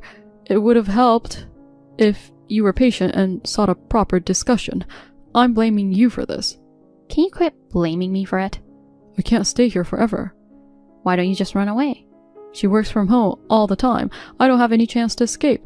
She even made the bedroom bigger so she could see the whole room at a glance. It was to keep an eye on me. Even Marina has to go to the bathroom or take a bath, right? I tried several times, but it didn't work. Why not? She's watching me 24 hours a day with a GPS on her phone. Even if I leave the house, I'm always caught somewhere. Why don't you just leave your phone? I should run away completely alone? I can't stand being lonely like that. Are you stupid? You should at least put up with that. Do you have any idea the fear that she might catch me in a situation where I can't contact anyone? Then why don't you call the police and get help? I can't. The phone is probably tapped too. How do you know? She is good at that kind of thing. I've implied before that I'd call the cops because I really couldn't take it anymore. She slapped me back and forth 5 times and then she threatened me with what would happen if I reported her. If you can get online, there are other ways, like asking for help on social media or contacting the police website. I can't do anything except the messaging apps. My phone has restrictions. Why would a grown man like you have restrictions? Did you just give her your phone and let her set it up? She got us matching phones when we got married. She insisted on doing all the settings for me. Jesus, I'm sure she found it easy to control you. Don't make fun of me. All my contacts were erased except you, so I'm under siege. I'm sorry to hear that. You're the only one I can count on now. Help me out. You're the one with the evidence when you investigated her. Use that evidence for me and report her. I don't want to. Why not? We used to be together for 25 years, and your ex-husband is suffering like this. It's not enough. What? I hope you suffer even more for throwing away Josh's urn and taunting him. You're still mad at me about that? Of course. I'm not going to forgive you for the rest of my life. If you help me, I'll go to the garbage disposal and bring you the urn. Then you will forgive me? Are you stupid? Do you think I will forgive you like that? Why don't you burn as garbage just like Josh's belongings? Then I'll forgive you. Because there's nothing else you can do now. It's already burned. It's still here. What? After you said you threw them, I rushed to the landfill. The staff noticed it and it was kept safely. What the heck? Then why are you so mad at me? The urn was safe, but the rest was burned. My memories of Josh are now gone. And how can you have that kind of attitude? I will apologize and do whatever you ask if you help me. It's different if you will apologize to me just because I asked you to. How on earth can you help me then? You already investigated Marina. The only thing you have to do is report it to the police. There's nothing I could do, and you should realize that by now, you worthless piece of trash. What? Why do you think Marina kept my contact information on your phone? Did she overlook erasing it or something? No, she knows that I won't help you. What are you implying? After our divorce, I encountered her and had a conversation. Well, I have to talk to her about alimony, you know. You talked to her? Marina pledged to provide $10,000 in alimony and offered a sincere apology. So I've chosen to forgive her. When did this happen? I didn't know anything about it. At that point, I gave her some advice. What advice? My ex-husband is the type to wander around aimlessly. It's better to keep a close eye on him. No way. Oh, I probably told her about your phone addiction, suggesting it would be simpler to monitor you using GPS. You told her that? I also suggested to her about restriction settings on the phone. So it was all your plan? I didn't expect that she would tap on you, you know. It was her own psychotic decision. Other than that, I suggested everything. Feeling hopeless now? Oh my god. How could you do this to me? Are you happy that I'm suffering now? Of course. Since Josh passed away, I might be smiling for the first time. She left my contact info for this moment. Enough already. If I continue living like this, I won't last 6 months, and I'll end up in the afterlife. Josh wouldn't have wanted this, right? You, who threw away Josh's urn and belongings, don't dare to utter Josh's name. You're going to fall under her poisonous fangs. You should apologize to Josh with your life. No, I don't want to die. Oops, I was wrong. Josh is in heaven, while you're destined for hell. I guess you won't meet him in the afterlife. No! After that, it seems Nate endured a life of bondage for a while. He finally made up his mind, left his phone at home, and ran away. However, it appears a GPS was sewn into the collar of his clothes. He was captured by Marina. Only God knows what happened next. The other day, I heard that the girl our son saved has entered junior high school. She, her parents, and some bank executives expressed their gratitude for our son. Once again, I was genuinely relieved that I was able to retrieve the urn. Keeping our son's sense of justice in mind, I want to continue living my life in good spirits. Thank you for watching. Please rate the video and subscribe to our channel. See you in the next video.